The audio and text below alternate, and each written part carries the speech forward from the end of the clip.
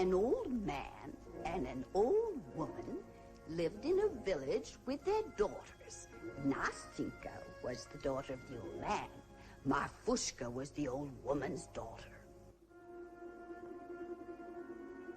The following is a paid advertisement. Really? A paid advertisement? Wait, the B-Movie Cast got paid? Yes, the following is a paid advertisement. This episode of the B-Movie Cast is brought to you by the estate planning services of Twyla Minear Brooks, attorney at law. Remember, when the zombie apocalypse comes, things will move pretty fast. The body should be disposed of at once, preferably by cremation. Well, how long after death, then, does the body become reactivated? It's only a matter of minutes. Minutes?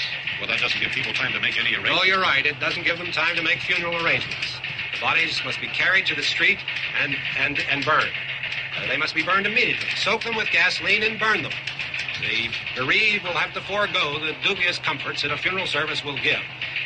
They're just dead flesh and dangerous. So don't leave your estate planning needs until the last minute, because you don't know when that last minute could come. Call Twyla Minear Brooks, attorney at law, at 859-351-2294. That's 859-351-2294. Remember, when you go, you don't want people saying, "Yeah, they're dead. They're all messed up." Twyla Minear Brooks, attorney at law, is licensed for practice in the state of Kentucky. Consult your local attorney for matters outside of the state of Kentucky.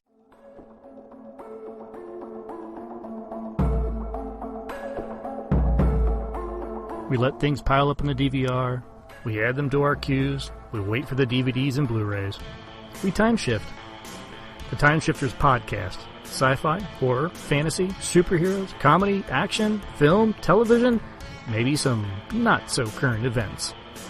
Find us on iTunes or at timeshifterspodcast.com. Command mark. The time will be running at X-20 seconds. Mark.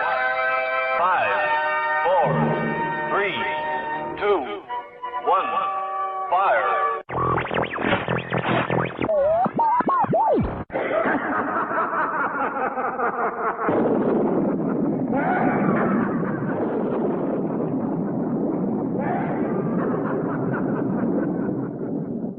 Spawned by the continuing decline and fall of society as we know it, and created on the second-floor spare-bedroom studio in the Piedmont of South Carolina. Podcasting on a shoestring budget and changing the world one freak at a time. It's the B-Movie Cast with your host, Vince Rotolo.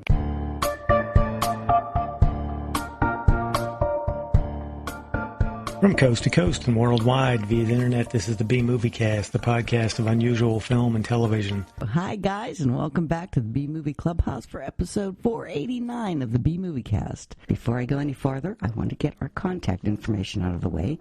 We love hearing from all of you, so we have a feedback segment devoted to your comments and suggestions, and this is how you can contact us.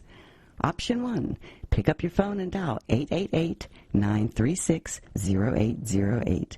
This is a toll-free number and a very easy way to leave a voice message. Option 2, you can make your own MP3 file and send it in to bmoviecast@gmail.com.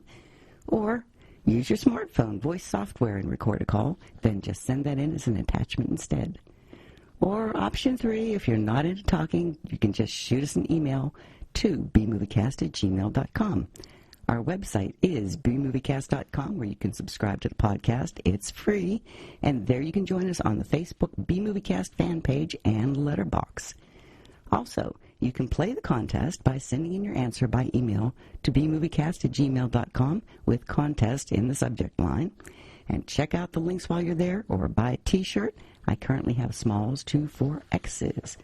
If you want to help us financially, there's a donation box you can click on as a supporter on the Lugosi, Karloff, Agar, and the infamous Xanadu level through PayPal.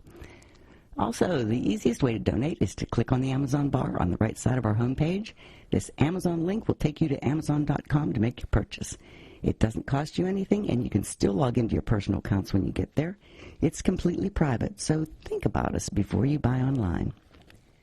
So now, through the miracle of modern technology and thousands of miles of wires, server farms, PCs, Macs, the internet, and duct tape, we have our co-host from Lexington, Kentucky, author, editor, screenwriter, film producer, Nick Brown. He has a new website. It is authornickbrown.com. That's AuthorNicBrown.com. He is the author of the Werewolf for Hire book series, starting with Blood Curse. He's also selling a book in collaboration with his wife, Fiona, the B-Movie Cookbook. All of these are available on Amazon. He's produced 2 movies, Wretch and Loss Prevention. Both can be ordered on Blu-rays or DVDs through Amazon. He is also the producer of a 3rd film, the soon-to-be-released Fall of Usher. Our special guest today is Matt Kowalski. He's a professor of history at both Temple University and Delaware County Community College. His teaching research interests are in the fields of modern Russian and Central East European cultural history, with a concentration on the Cold War and late socialism. His focus mainly revolves around the interplay of film, sport, and consumer culture, food, drink, etc., and society. He's authored 5 chapters of a new edition of the Global Studies textbook published by Kendall Hunt. The name of that is Aspirations and Dissonance, Readings in History, Religion, and Global Affairs. He's also recently had a chapter on Weimar horror films and the Great War, published in the new WW Reader.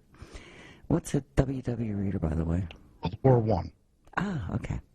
When not doing all that, he's trying to save money for his wedding to Marie. Hi, Marie.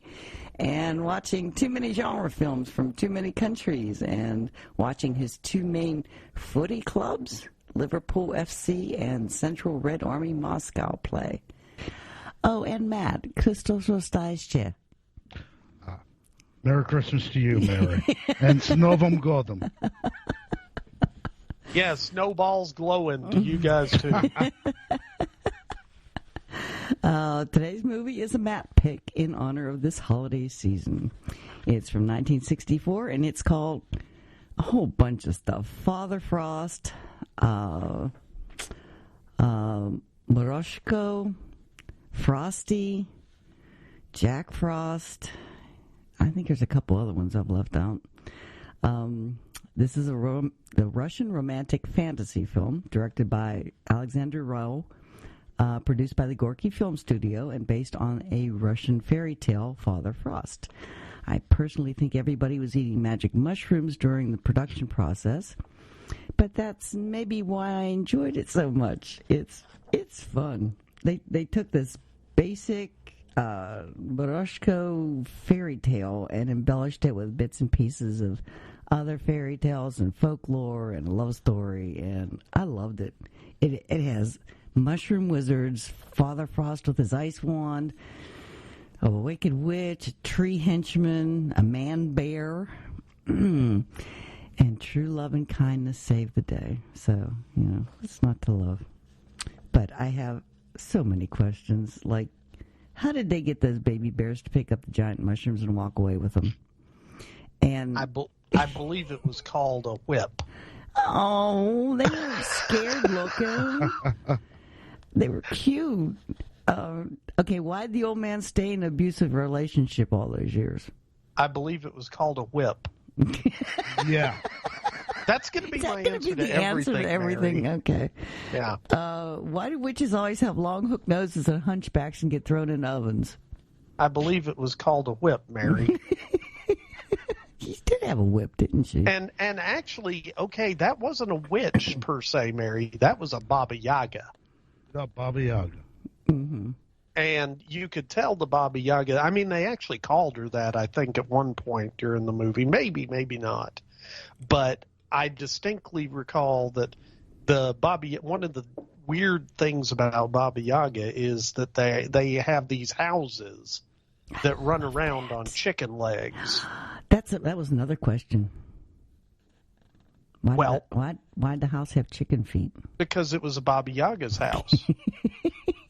I mean, okay, Mary, you're trying to make sense of folklore magic, okay? I know. And, the Baba Yaga's always been, technically I guess they're a witch, but I feel like a Baba Yaga's a little bit more than a witch. It's more like I want to take it to the next level and say it's a demonic spirit. although they sometimes are supposedly known to do good, mostly they're just kind of dicks. This one was. Yeah, she was definitely, and she was running around in her chicken house, and I love that. That was so cool.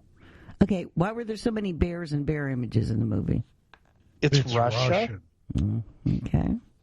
I mean, Barry, think about why this. Why is Russian bears? I mean, why? Where did that symbolism come from? Are that many bears in Russia? Yeah, there are actually, but yeah. I'm going to leave this one to Matt because he's our resident Russia expert. It just is. As much in foreign depictions as it is domestic ones, but I mean, bear equals strength. It's a thing. Oh. Well, that's it. I mean, it's like Matt's saying, they're very powerful animals. They're a symbol of strength, but also they're intimidating. Yes. And Russia has never really been a country that wanted to be thought of as demure.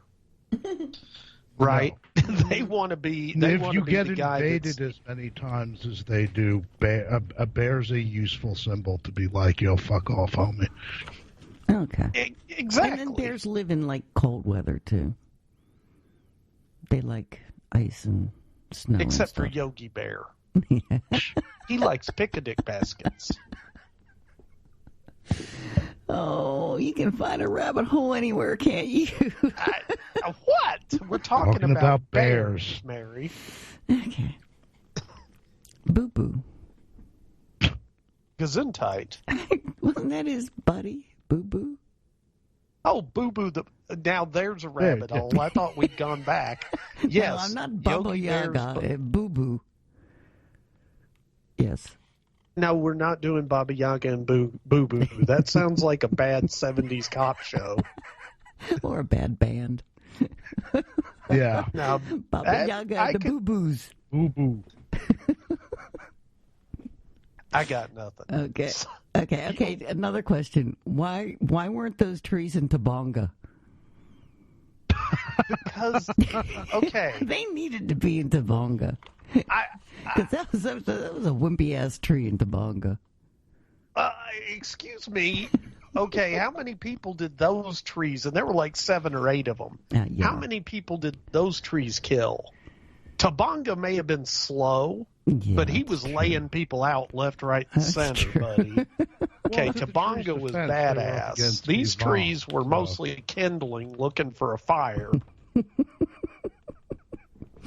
Okay, but why is it? You're asking so many questions, Mary, and my answer to most of them is still going to be because they had a whip. Okay. Is that why everybody breaks into song and dance? I wanted to hear what the words were. I watched it on Amazon Prime, and then I watched the YouTube version, and I put the subtitles on the bottom, and there weren't any subtitles for the songs, and I really wanted to know what they were saying. Really? Yeah. I know. Yeah, that's true. I didn't get to see the songs in English either. Mm-hmm. I just got the dialogue in English, but not the songs. Mm-hmm. So I watched the Russian Cinema Council Blu-ray, and the subs are complete with the music as well. Oh, that would have been neat. Oh well.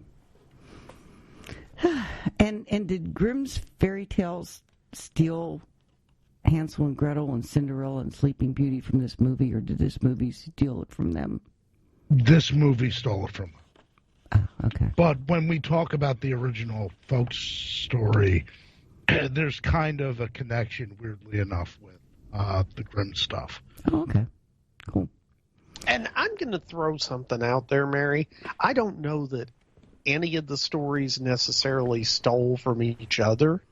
There's a lot of strong imagery about leaving kids out in the wilderness to die as a way to deal with them when you're poor. Mm-hmm. And there's also this whole idea of, the beauty and she's asleep and needs to be woken up. I don't want to say that is just unique to the Grimm fairy tales type stuff. It's probably just folklore. Yeah, so has it, I mean, I'm no expert on that stuff, but I will say I feel like a lot of those things were just incidental, that they are similar to Grimm's fairy tales. Yeah, okay. That makes sense. So did anybody watch the MST3 version? T3K version? Of course I did. Okay. That's how I discovered it initially, way back in the day. Okay. Well, what's really interesting is I'd seen the original MST version years ago, but they just released a Riff Trax version of it too. Yeah. Really? Like this year? Yeah. Ah. And so that's updated. Only they call it Father Frost. Yeah. I think MST used Jack Frost. Yeah, they used Jack Frost. That was the title that was slapped on by Embassy Pictures. Okay. Back in 97, 96. Mid-60s. Mid-60s, sorry. Wrong decade. Wrong decade. Who cares? Give or take 30 years. What's the difference, And may I just say, and I don't want to harp on this, but I think it's really cool that we chose this film, not just obviously because it's a Russian holiday film, but it's one of those films, those Soviet films that got a general release in Western markets under really truncated circumstances, but nevertheless got a proper release in the West. Mm-hmm. Doesn't it get played constantly over there at Christmas? Oh yeah, holidays? It is one of the standards in the post-Soviet space, and in certain countries that had a strong relationship with the Soviet Union, it's still really popular in the Czech Republic and Slovakia, and even in Mongolia, like places you wouldn't necessarily think, but Mongolia was the Soviet Union's first sort of satellite. So a lot of their cultural norms are really Soviet cultural norms. I know this is really sad, but I just think of Mongolia as people on horses living in yurts. Before the Soviets got there, that actually was the case. A lot of serfdom, a lot of yurts. Like no electricity and running water kind of stuff. But they got the electricity and the running water now. Yeah. I know, but my brain doesn't, I still see people on horses. I haven't caught up with modern times, I guess. Well, I wouldn't worry about it too much. Now, and this is one of the things we talked about a little bit before the cast, but I want to bring it up. So, how do we say the name of Father Frost in Russian? Ded Moroz. So literally father of the frost or dad of the frost. Okay. And one of the things that happened, and you sent us a bunch of these links, Matt, thank you, to kind of the history of this dude. And, the legend of Father Frost in, Russian folklore, and how when the communists came to power back in, the turn of the 20th century, they were like, hey, this smacks of religion, so we're going to, basically outlaw this whole idea because, that they didn't want religion being around in any way, shape, or form because the first 10 or 15 years of the Soviet Union, Christmas and Father Frost are literally canceled. Aww. So bad time to try and put up your Christmas lights in Moscow, let's put it that way. But it kind of made a comeback though, right? Well, the 1930s were weird. After you get, the collectivization campaigns and the culture war that accompanies the first 5-year plan, sort of like, the initial burst of Stalinism, the state the Soviet state realizes, look, you have to win over people's hearts and minds in some ways, and, legitimacy became a big concern. And so what you had happen was the rehabilitation, not just of Russian folk themes, but also folk themes from the various republics, like Kazakhstan, and Ukrainian folk themes. And so the holiday, not Christmas itself, because that still smacks too much of religion, but New Year's, right? If you could pivot the traditional celebrations to New Year's, which is a totally secular holiday, and you can sort of, rehabilitate, but really, Sovietize this, figure from pre-revolutionary times that was somewhat bound up in Orthodox Christianity, but was as much a product of, traditional Slavic pagan mythos. The character of Father Frost is really takes more from a Slavic wizard than, St. Nicholas. So slowly, beginning in the 1930s, all of this is rehabilitated, and, Father Frost makes a comeback. Except Father Frost has now become Soviet. Is that why they got him out of red and dressed him in blue? That's debatable. Okay. That's debatable because you see him in blue and him in red, both in pre-revolutionary and revolutionary images. Oh, okay. Okay. I think what's more interesting is he is associated not with Christmas, but rather with the New Year holiday. Mm-hmm. And in addition to sending you guys those links, I also sent you a bunch of images of Russian New Year's cards from the Soviet period. Yes, and those were literally wild. He becomes Soviet. Like as early as World War II, Ded Moroz is fighting the Nazis. In the 1950s, he's helping you go to space. In the 1960s, he's helping you build, construct socialism. So, yeah, they take this pre-revolutionary, in some ways pre-Christian character, and, they totally change the meaning. So by the time this film rolls around in 1964, Ded Moroz is part of the, Soviet iconography, as much as Lenin is. Okay. Can I stop us here? Do what? And do the contest? Contest? Before we go any further? We have a contest? Yes, we have a contest. Oh, you sound so sad, Mary. Okay, we'll do the contest. Okay, thank you. You're welcome. God, that sounded so sad. Oh, I'm sorry. Well, I also wanted to thank everybody for sending Christmas presents to us. Oh, yeah. Thank you, guys. Was so wonderful. Wow. It's a nice surprise. I don't want to name names, Patrick Kelly, but no, it's... Well, okay, Pat sent us some stuff, but, I got things from a bunch of different listeners, and I just want to thank everybody because, like I said earlier in the cast, this has been kind of a rough Christmas with us being in the middle of a move. And so I think, getting these little things from everybody, it's been really nice, and it's helped keep us in the Christmas spirit, even if most of our Christmas spirit is in a moving box right now. Most of mine's still out in the shed. I got the lights up outside, and I got the tree up, but they're like a whole bunch of indoor stuff that I just didn't. So wait a minute, you didn't put the dragon up this year? No, the dragon's in the front. Okay. Yeah, he's part of the Christmas lights. Do you like George? He's interesting. He's called George. He's George. I named him George. I don't know. Wasn't there a dragon slayer named George? Yes, Saint George. Yeah.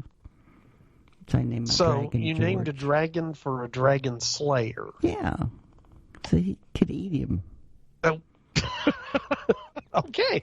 I got nothing. So you be you. My dragon won. Okay. Mary, I thought we were doing the contest. Oh, okay. Yeah, we are. Well, thank you again, everybody. It was a nice surprise. Okay. The answer to the contest was Christmas in Connecticut from 1945. One of Fiona's favorite movies. Exactly, and one we've done on the podcast. Yes, we have. And our first movie today has been donated by Patrick Kelly. Thank you so much, Patrick, for everything you do for us. And this is a DVD called She Creature. Ooh. According to Patrick, it's 2001 made-for-TV horror movie. Is the first in a series of Cinemax films that paid tribute to the works of AIP. The original 1956, The She Creature, was featured in B-Movie Podcast number 51 on March 15th, 2009. I can't believe he knows these things. He knows more about this stuff than I do. As with other films in this Cinemax series, this modern She Creature has little to do with the original film. In true B-movie style, this version was shot in 18 days. So, the winner of the She Creature DVD is, let's see, Don Falcos.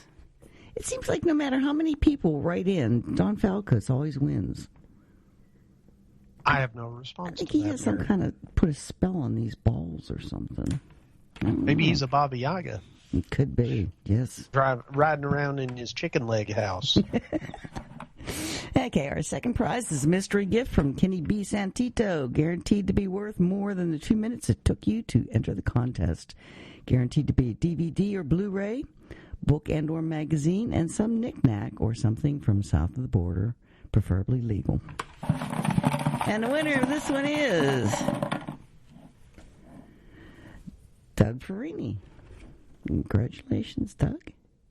And we are going to try to send these out with the mail the way it is. I don't know when the stuff's going to get there, but you will get it. I promise. I'll keep track of it. And Nick, are you going to give something away? Absolutely not. Okay.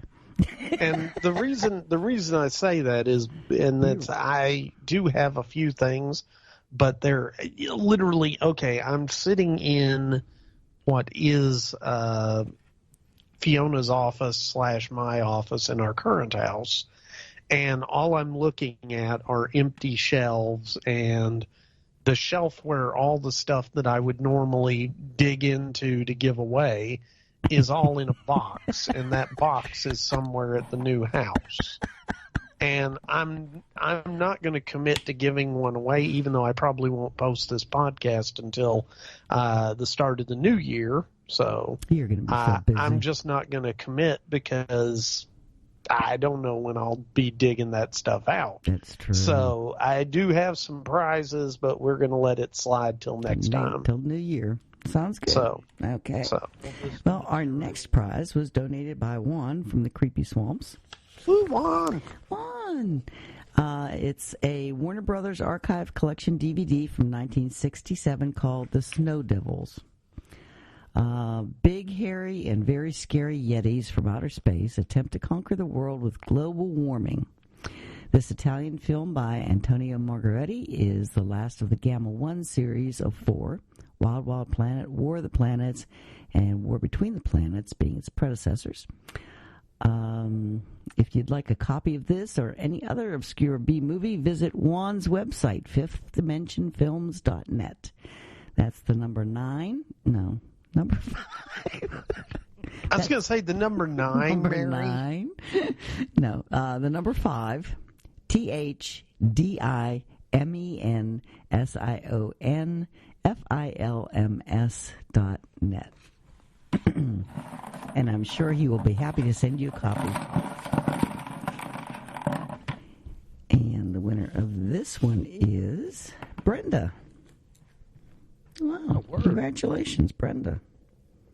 Congrats, Brenda. It may be open when you get it because I might have to watch it myself. I like Antonio Margheriti. Okay, and we have a fifth prize today. And what? I know. This one's been donated by one of our listeners, Marlo Brown, from the warm and sunny borderlands of Texas. So thank you so much, Marlo. He's giving away Cast a Deadly Spell. It's the 1991 HBO film. Fred Ward stars as the 1948 hard-boiled private detective H. Philip Lovecraft in a fictional Los Angeles where magic is real, monsters and mythical beasts stalk the back alleys, zombies are used as cheap labor, and everyone except Lovecraft uses magic every day. Yet cars, telephones, and other modern technology coexist with magic in this world. It's also starring Julianne Moore, Clancy Brown, and David Warner. Sounds like a good movie. It is actually a good movie. I really like that one. I've got it on DVD somewhere. Oh, cool. Okay, the winner's Dax Bradley. Dax Bradley. Dax Bradley. He needs to write books or something, or have a character named after him. That's Dax Bradley, private detective. Okay, that's it. I'm done.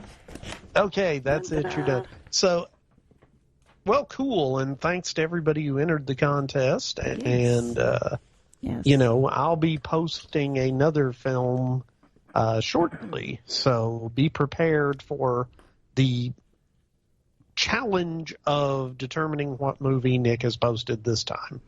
Okay, and Nick better send me what the movie is because I'm not going to have any clue.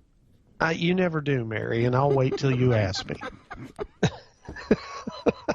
I'm going to text you right now while we're talking. Well, then I'm not going to respond. I don't look at my texts while I'm podcasting, Mary. I take the show seriously.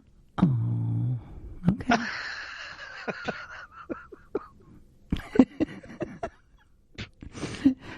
I have a hard enough time just try to text normally, let alone during the show. Well, fair enough. So, okay, I want to go back, though. Let's roll back to what we were talking about before we did the contest. Yes. Because this was something that I did think was interesting, how Morozko, the idea, you know, we were talking about the fact that basically communist Russia took it and ran with it, you know, this Hearts and Minds campaign, but they really, I guess, really got him on board, as it were, with the idea of communism and, you know, supporting Mother Russia. And I mean, you sent over a bunch of really cool, like, images, propaganda type images, where you've got, you know, essentially Father Frost is there fighting Nazis, as you said. Father Frost is helping launch satellites. Father Frost is, you know, doing this, that, and the other to support, you know, the development of the Soviet Union. And one of the things that I was reading in some of the material you sent over is that as Russia annexed all these countries around it into the Soviet Union, you know, and built up their kind of buffer, as it were, between them and the West, they were kind of shoving Father Frost down their throats also in all these different countries. You know, whatever you guys did for Christmas, well, now you're going to have this guy for New Year's. And once, you know, the Soviet Union kind of fell apart in the 90s and all these different territories went back to being sovereign entities, apparently some of them actually kind of demonize Father Frost now because he was the imposed, you know, imagine, you know, this is your imposed Santa Claus. Yeah, and so you're gonna places like the Baltic states, Poland, once actually existing socialism fell, so did Father Frost. Yeah, and so I just was thinking about this idea. Are you guys familiar with the concept of a tulpa? No. Okay, so a tulpa, basically the idea behind that is, and a good example of this is the idea of, you ever heard of Slender Man? Oh, yeah. Okay, So Slender Man is a legend. Mary, you're a better person for not knowing. But yeah, actually, he's you are. Tell me no anyway. So I'm not going to tell you much about Slender Man, okay? But what I'm going to say is Slender Man is essentially a internet-based urban legend. But a lot of people believe now in Slender Man. And a tulpa is this idea that if enough people believe in something, then it may manifest itself in a supernatural way. So something that did not exist before, this completely made up entity, Slender Man, who goes around killing, teenagers, which is what every made up entity seems to do on the internet. Slender Man might actually manifest himself because so many people believe in him. And I got to thinking about this because I'm imagining all these former Soviet Union countries that are now independent, and a bunch of them are hating on, Father Frost. And I'm just imagining, okay, well, what if their version of Father Frost became like a serial killer because so many people hated him? Oh. So this kind of Father Frost as post-socialist serial killer boogeyman, sort of? Yeah, exactly. He becomes the boogeyman. He becomes Krampus because everybody's hating on him. Yo, okay. I hope we can talk about this, man. Yeah, see, this is an idea. So, we'll get in touch with Gorky Studios and get this into production.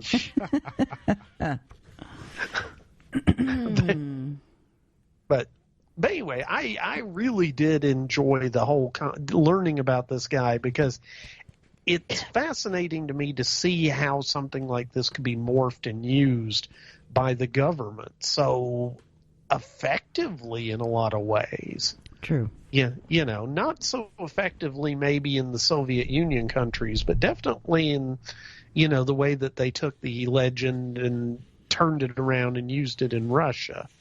And of course there's going to be backlash when, the Soviet Union broke up and there was a lot of the return to more traditional things. I could see how Father Frost got his reboot again.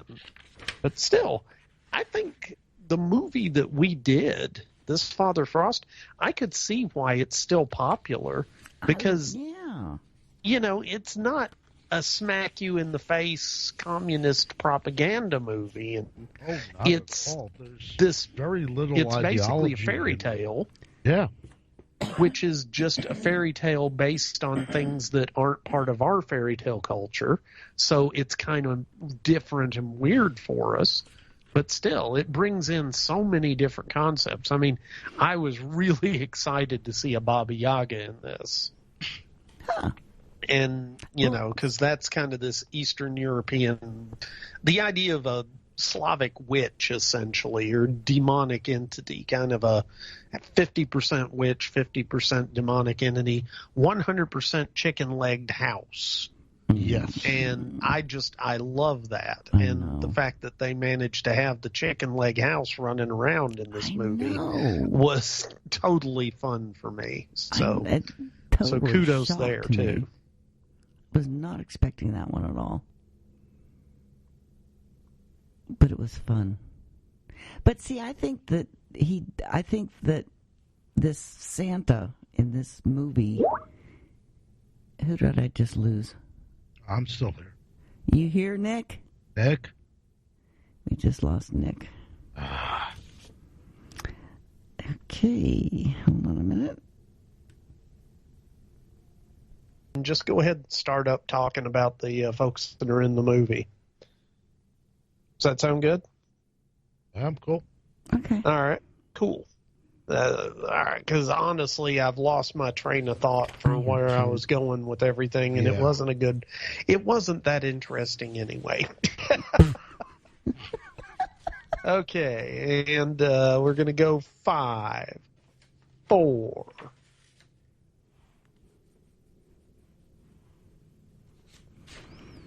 Okay. Okay, let's start talking about the movie itself and the people who were in it and the directors and stuff. Directors? How many directors were there? Sorry. Having a bad night. I'm having a great night, Mary. Come on. Well, I think we also have to talk a little bit about the film studio, too, Gorky Films. And I know it came up in the subtitles on the print I watched, which seems to have been a bit different from the one that you two did. But in the opening credits, did it say Gorky Films, but did it also explicitly throw in there that the studio mainly focused on youth entertainment? I don't remember that part. I don't remember the youth entertainment part. I did remember the Gorky Studios, but at the same time, I would have to go back and rewatch it because I had to subscribe to Mubi, M-U-B-I, through Amazon to watch it that way. So now I did watch the Riff Trax version too, but to watch just the unadulterated version, which was surprisingly pretty much exactly the same one that we got on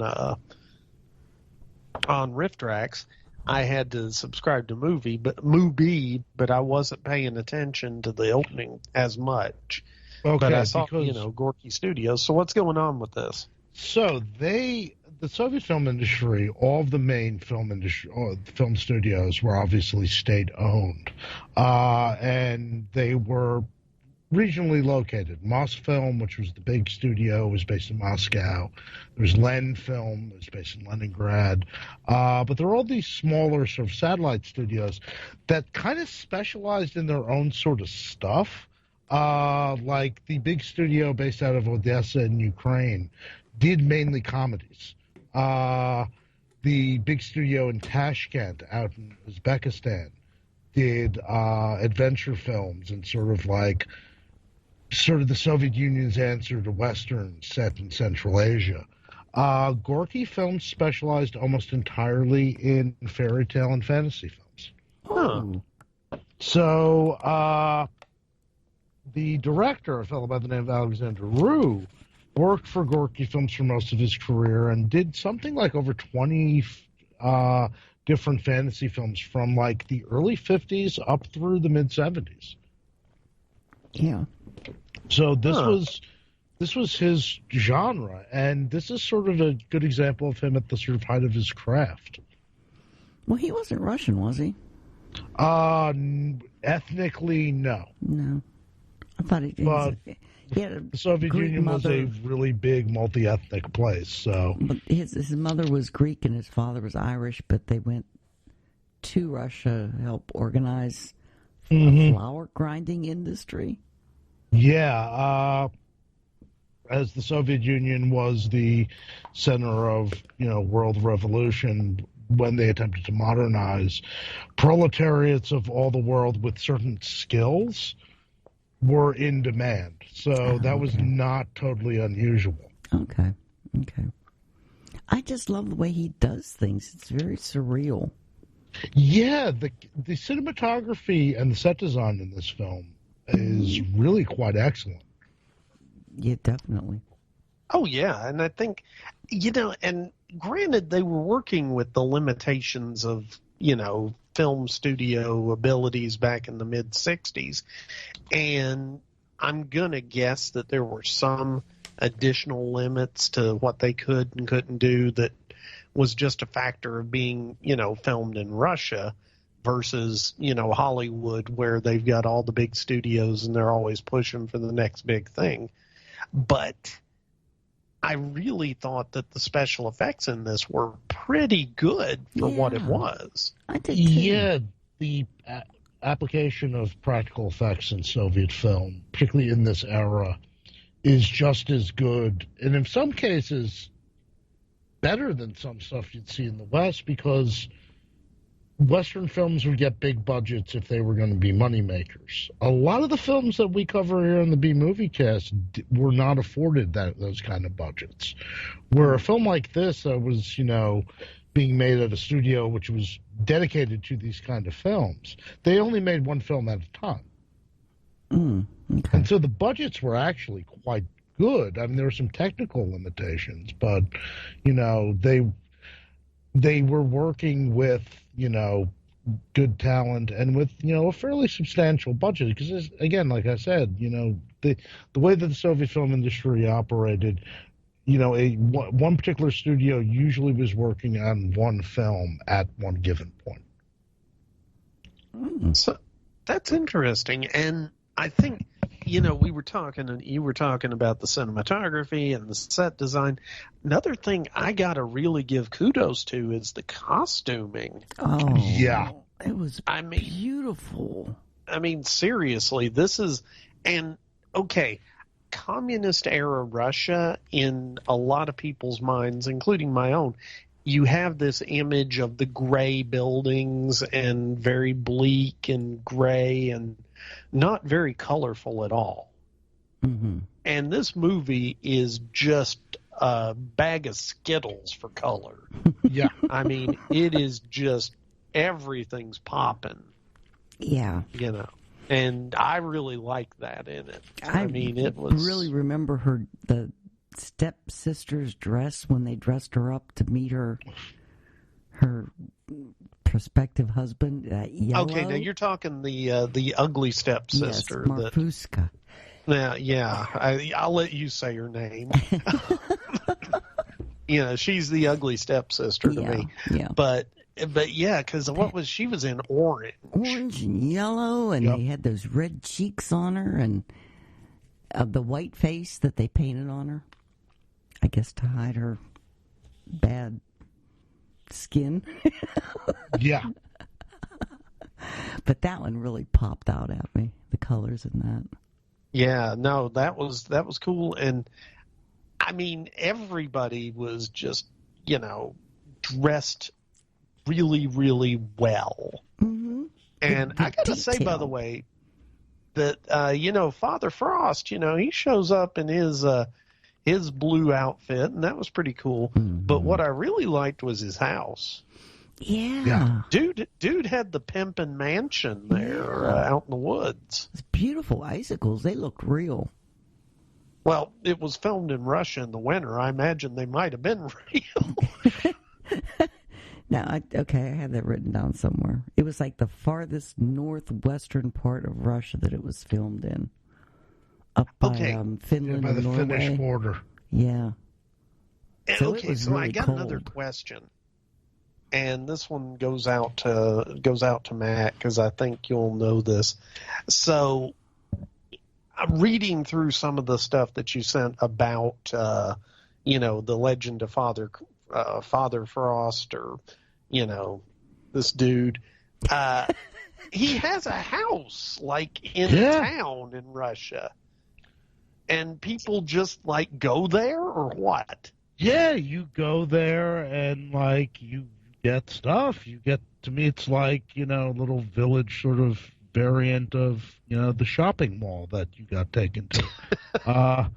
In the States, it's one of those things, too, because almost all of the so-called Santa Claus mythologies are this weird mishmash of traditional pagan stuff and Christian stuff. Mm-hmm. And maybe this is why it was so easy for the character Father Frost to be rehabilitated by the Soviet regime. In some ways, he's the most pagan. Mm-hmm. Right? I mean,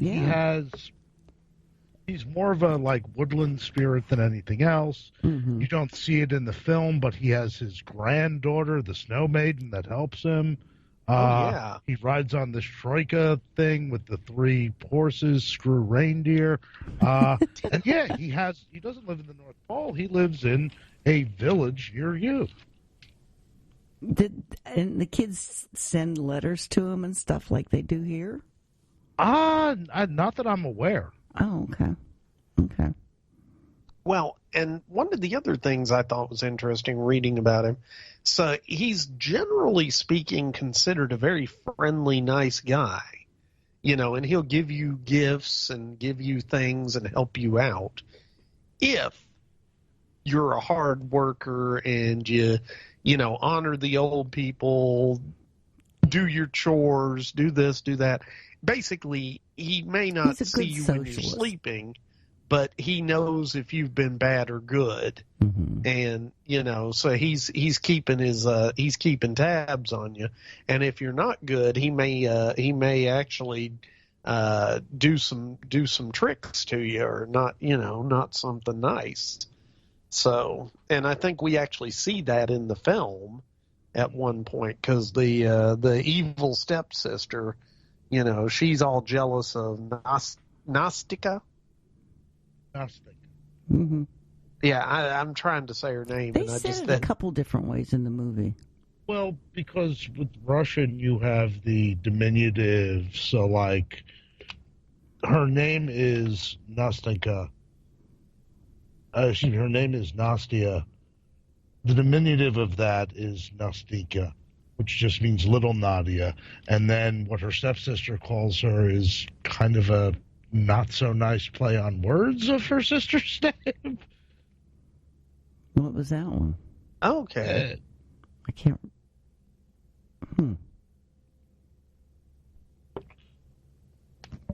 It's you English speakers wouldn't necessarily get it. Oh. Yeah. It's a play on words. That's one of those things that wasn't necessarily apparent. Oh, okay. Well, whatever the case. Oh, didn't the original story, the original folktale, have him killing her? Yeah, which is why I wanted to backtrack and go back to Grimm's fairy tales. Mm-hmm. The character of Father Frost was certainly in sort of the Russian folk imagination, definitely at least in Western Russia, for centuries. And again, it's this sort of pagan winter wizard guy. Marie was calling him Slavic winter Gandalf, with some Orthodox Christianity spliced to it. But really, the figure that we know and that eventually gets Sovietized doesn't really get codified until the mid-19th century, when Alexander Afenfeev releases a book, which I have in Russian because we had to freaking read it in a Russian class that I took years ago, called Narodnaya Ruski Staziki, Russian fairy tales, of which this is one of them. And kind of like what the Grimm's brothers were doing for sort of German folk heritage, and what counterparts in France, Spain, Italy were doing at the same time. This fellow Afenfeev, this is the era of romantic nationalism, and the forging of national identities. And so every nation state, every nationalism needs its folk stories. And so this is one of many of these Russian folk stories that are collected in the mid-19th century and then sort of polished up and published and said, and taught as, well, this is authentically, whatever the heck that might mean, Russian. Okay. So there is this weird parallel between what the Grimm's brothers are doing, because they're doing essentially the same thing for, German folklore. Okay. At roughly the same time.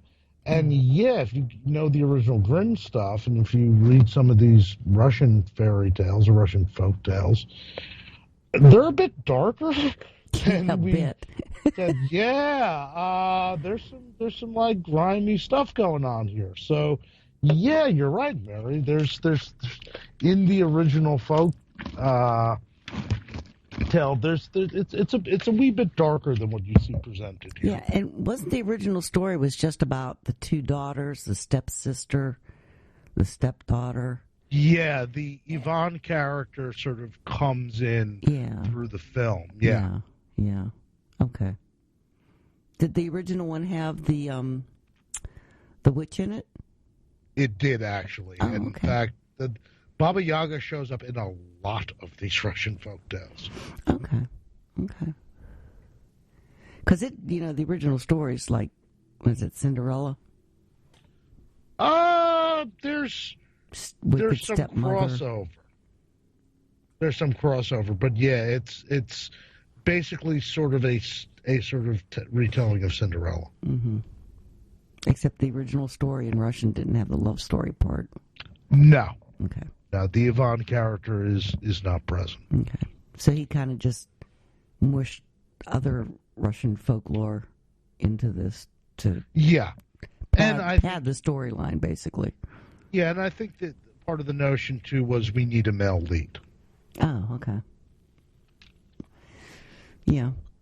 Well, see, I thought of this Santa, this Ded Moroz guy, as being very socialist kind of character. Like, in this movie, he gave gifts to the people that towed the line, that were good socialists, that did things for other people, that were respectful, and the people that were more like capitalists, that were greedy and wanted their own businesses and stuff, those were the people that he did bad things to. Yeah, there isn't that much, like, in-your-face ideology in the film. No, but it was there. It is there. Yeah. And I think the film plays up the sort of greed of the stepmother and the stepsister, particularly with the whole, trying to find a suitor. Because I think it's as clear as day that they're trying to marry Mafushka off to what would call kulaks, or well-to-do peasants. Yes. Because, you want to get that dowry, right? Yeah. But, there's also this, respect the old people. And that's, if memory serves, that's very also clearly in the original, fairy tale, the original folk story. And that sort of goes beyond sort of socialism. Like, that's what well-functioning societies usually do. Mm-hmm. Or at least that's what they want to tell their, young people, toe the line, don't fuck with old people. Yeah. or you might become a bear man. That's a bumper sticker, by the way. Yeah. You see that? Well, that was like one of the original scenes when Ivan leaves home with his mom, and his mom's telling him to do all this stuff, and he's going, yeah, sure. Well, do we want to talk a little bit about the cast before we get right into the film? Yeah. Let's talk about the two, young people. Nastya was played by Natalia Sedayuk. It's interesting. She was a ballet dancer and did very little other film work. Okay. Ivan was played by Edward Izatov, who, if you've ever seen a lot of the sort of big-budget Soviet World War II films from the 70s, particularly Liberation, he seems to show up in all of them. Oh. He's also in one of my all-time favorite Soviet comedies, Minimo. He plays the, ethically Russian helicopter pilot that has to, fly into this small sort of backward, quote-unquote, Georgian village. Not much on the rest of the cast. The evil stepsister, Mafrushka, is played by Ina Charakova. The reason I decided to mention her was she's like, it's funny, she's this peripheral character, this, ugly, bad stepsister in this film. But she's, like, won several awards. She's been in a lot of stuff and is fairly well acclaimed. Does she usually play evil people, or? No.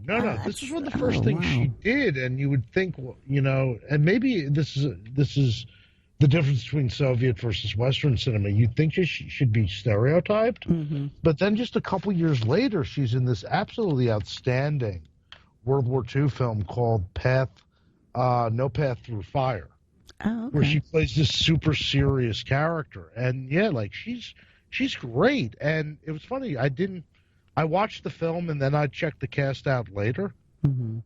And I when I was watching the film, I was like, I know her face. And lo and behold, that was her. And then I guess the last two characters, or performers we should mention, are Morozko himself.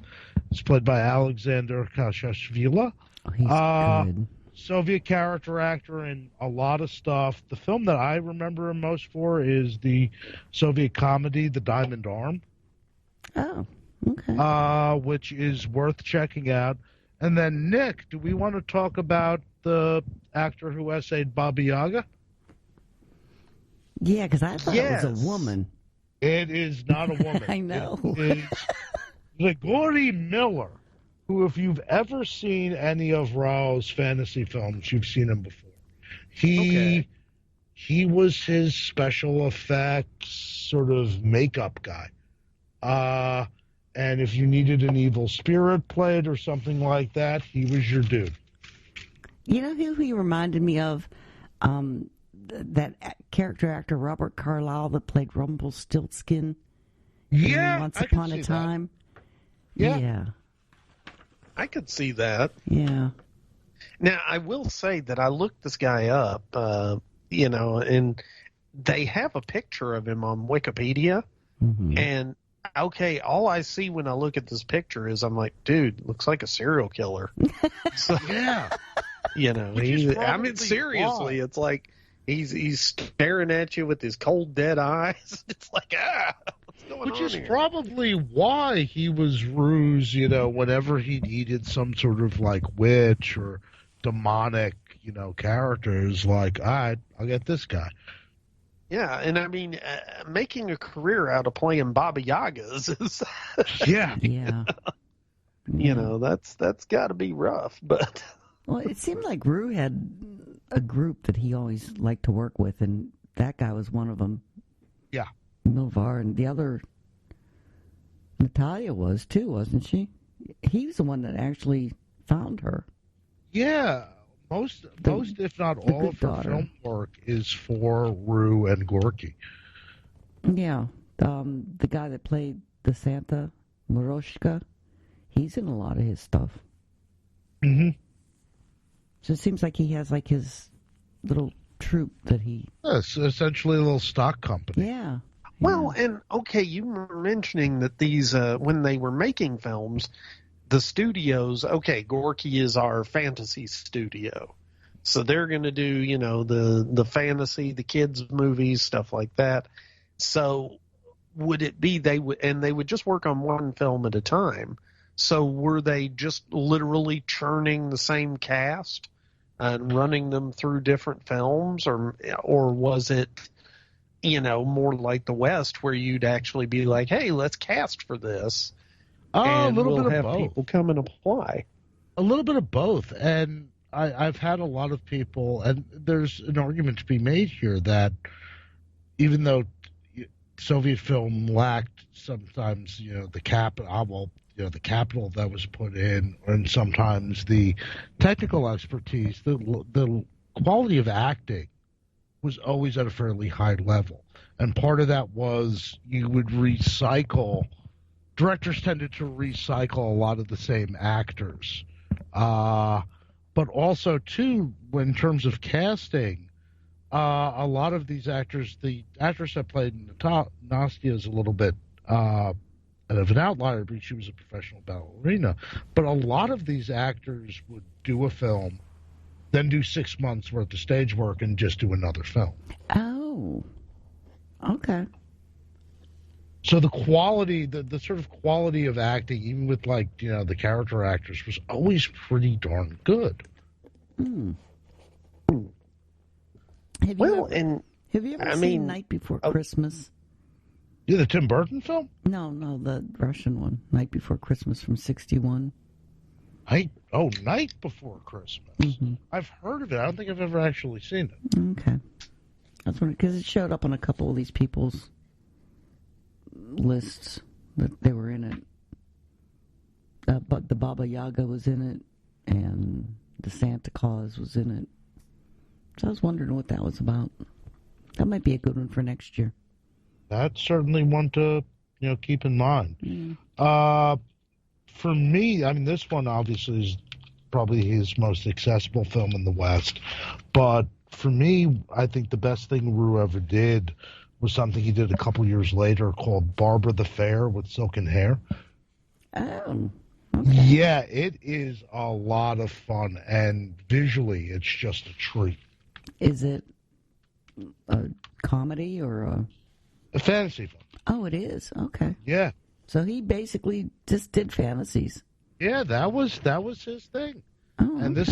this is a film definitely in the sort of sweet spot of that. Ah, okay. Were any of these actors or actresses in it? I believe our friend Mr. Miller was. Okay. But then again, I don't know if he literally, it was just like, if you need an evil spirit, I'm available. Wow. Yeah, because he was in Vasilisa the Beautiful. Mm-hmm. That Rue did. And then Rue did one called Cinderella in 1961, and it actually had the Bolshoi Ballet in it. That I have seen. And you can get a pretty good print of that from the Russian Cinema Council. Oh, okay. That would be stunning to watch.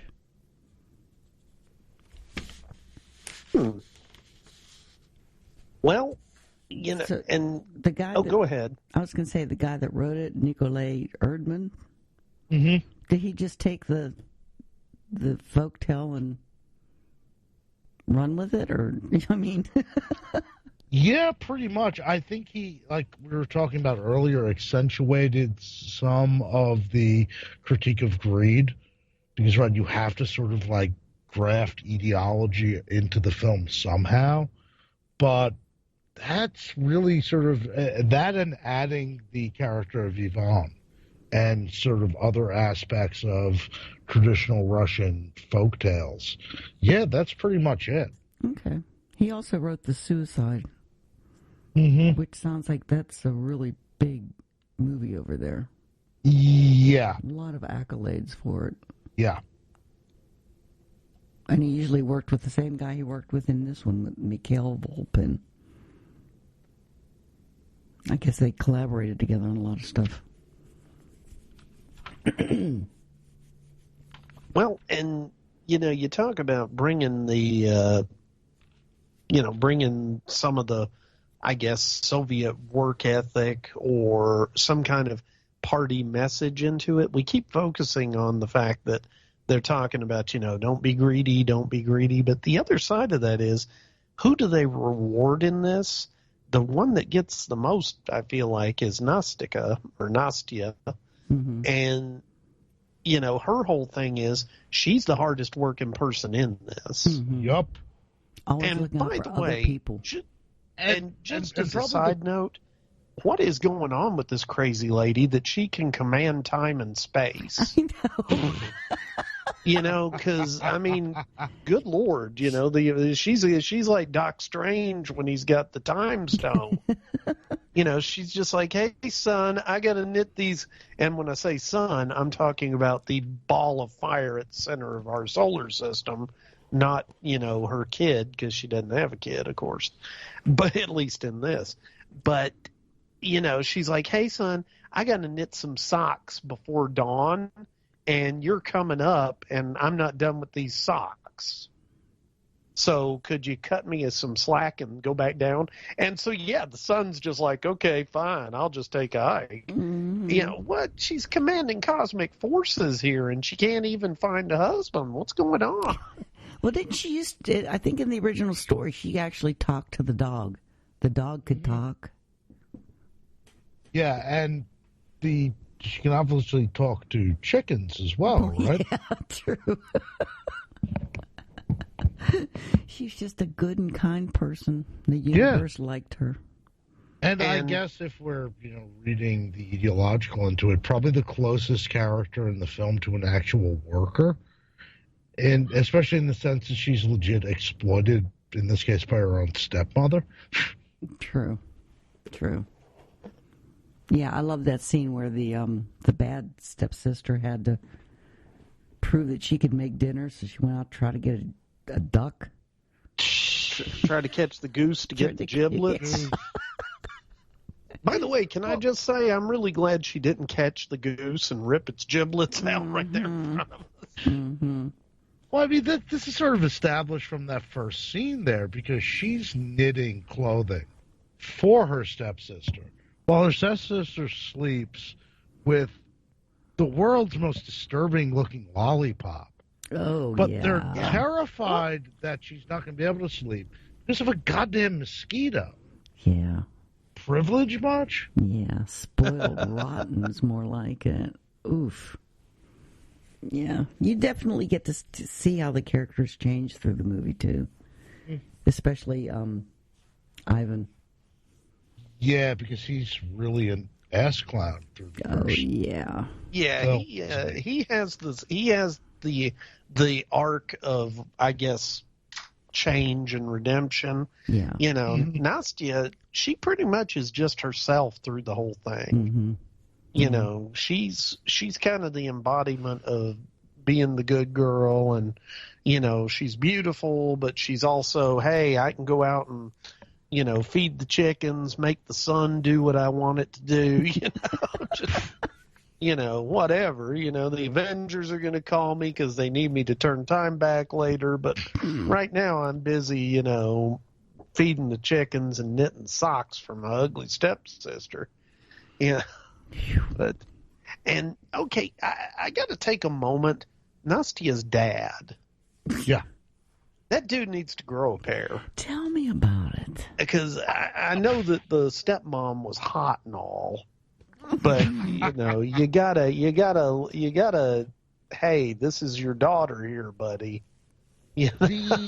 Was that a Russian thing where the Russian man was supposed to be in charge? So part of his arc was that in the end he was in charge finally. Yeah, but there's also this weird trope in traditional Russian folk stories and in, you know, Russian jokes about useless Russian father figures and sort of their overbearing sort of wives, particularly sort of in peasanty communities. So I think the film's sort of playing on both of those. Okay. Because this character of sort of the sort of weak Russian husband who, you know, even though technically he's the head of the family, you know, isn't really in charge. You see this pop up time and time again. Yeah, there was a movie I watched it on YouTube the second time, and after the movie was over, it kind of funneled into a second movie, and I can't remember the name of the movie, but it was exactly like that. There was a very forceful, domineering woman and a very mild-mannered, meek husband in that one, too. It was weird. It was almost like the same story. Yeah, it's a rather common trope, and there are like, there's a lot of jokes. Okay. Well, and, you know, that trope makes its way through the West, too, some. But, and, I mean, you really have, you talked about this at the beginning, you know, this mishmash of a lot of the traditional Western fairy tales, like, you know, Cinderella and, you know, to some extent, you got the Three Bears almost, with all the bears running around in this movie. That's you true. know. Yeah. This is there's more bears in this than in the movie Grizzly. Yeah, we'll get to it when you discuss the plot, but I forgot just how many bears there were. Well, the army of cubs going for mushrooms. Oh, I love that scene. I wanted a bear after I saw that. Okay, Mary, we got to talk about you and pets. Okay, bears do not make good pets. I'm going to call it. But they look so cute when they're little. Yeah, they look so cute when they're little. True, but you know, baby alligators are pretty nice too. And you know what happens to those? I know. They get flushed down the sewer. And then they grow into giant man-eating monsters, and they terrorize New York City. Mm-hmm. And come back for a sequel. Exactly. They come back for a sequel, which is Alligator 2, The Mutation. Yeah, totally know that movie. But that's beside the point. Yes. Now, Mary, don't get a bear. No, I won't. I won't.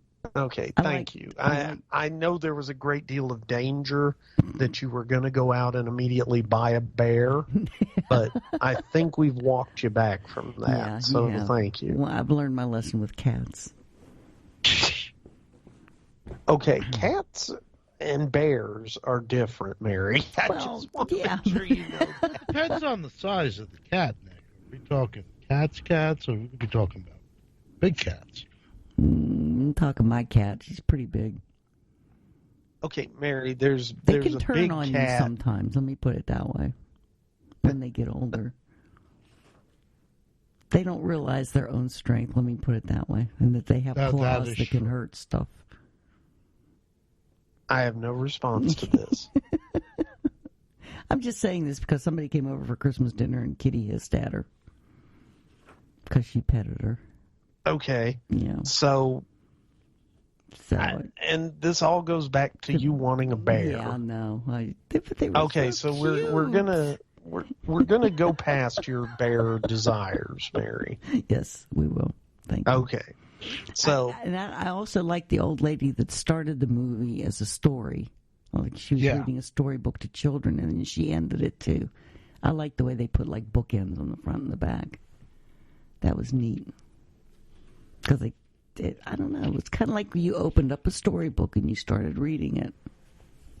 That's why I think I liked this movie so much. It was like a kid's storybook. Well, it was a kid's story. That's true. I mean, it was teaching children the difference between right and wrong. Yeah, it was trying to teach a lot of stuff to kids, including, how to act if you've got a bear head. Yeah. And one of the things you don't want to do when you've got your bear head is to run after people telling them you need to do a favor for them. Because it just gets really weird. I was wondering, did they hear him as a bear or did they hear him talking? I'm sure they heard him talking, but honestly, Mary, that's even scarier. That's true. By the way, someone needs to isolate that scene and put it up on YouTube because it's amazing. Mm-hmm. Yeah. Yeah, it's like the Russian version of Benny Hill. What good deed can I do for you? Yeah. Yeah, that sums up the movie. Yeah. That whole portion of the film is just the bear man going around trying to do good deeds, but he's too busy scaring everybody because they think he's a werewolf. So, Yeah, I totally forgot about that until you guys reminded me. No, I can't not remember that. That's just to me, that was the highlight of the movie. Before we get to the full-off plot point, because, Nick, I know you definitely got introduced to this through Mystery Science Theater, as did I. Oh, yeah. I saw it years ago in the 90s and then took a Russian class and was like, wait a minute, I know this. The only thing I remember about it from my first viewing is the bear stuff. Oh, wow. I think it's just so weird. I would have remembered that house walking on chicken feet. That to me was really weird. Well, and to be fair, it looked more like Big Bird's legs, but that's because, they needed it. They couldn't really have it on chicken feet. Yeah. But they did a good job with it. I mean, it was, and the idea of the house, I mean, there's this weird scene where Ivan and the Baba Yaga are kind of having a battle of wills by stomping their feet about which way the house is going to face. Yeah, that was great. And I got to say, Ivan's doing pretty well when he beats the Baba Yaga at managing her own crazy robot chicken leg house. I know. Yeah. So, unfortunately for him, she's got other tricks up her sleeve. But I love the interior shots that they did in that house too. Yeah, that's the film's so great, and the scenes with the Baba Yaga, particularly in the interior of the chicken-legged house, it's weird. For like about 5 or 10 minutes there, like it's like, wow, like this little bit of folk horror just broke out. Mm-hmm. Now back to the children's film. Mm-hmm. Yeah. The lighting, it's great. I know the red lighting and that furnace and the cobwebs all over the place. The cat being creepy as hell. Mm-hmm. And the owl and a snake. Yeah, she had quite the little menagerie of badness going on there in Chicken Leg House. Mm-hmm. So, and I like that. By the way, Chicken Leg House is going to be my new band name. I was just about to say that should be, your chicken franchise. Yeah, well, Screw KFC. Yeah. Well, there's so many. There's like Raising Cane's, and there's all those. I guess Chicken Leg House would be, and the great thing, it would be like a food truck, except it walks around. That would be fun. And just spits out chicken legs, like the head of Zardoz spitting out guns. That would be great. So, a food truck on legs. I'm just imagining the horror that would be the Chicken Leg House franchise. So we're gonna pass on that. Mm-hmm. Are there any other folks in the film or bits about the film we want to talk about, or do we want to get on into the synopsis? I think it's about that time. So yeah. So all right. Well, yeah, and this is a fun little movie. It's like Mary said, it opens up with, essentially this woman kind of pops out of a storybook to tell you the tale of the lovely and humble Nastya, who lives with her dad and this really evil stepmother and her stepsister / the daughter of the stepmother, who's, she's ugly, but that's not really the big issue with her.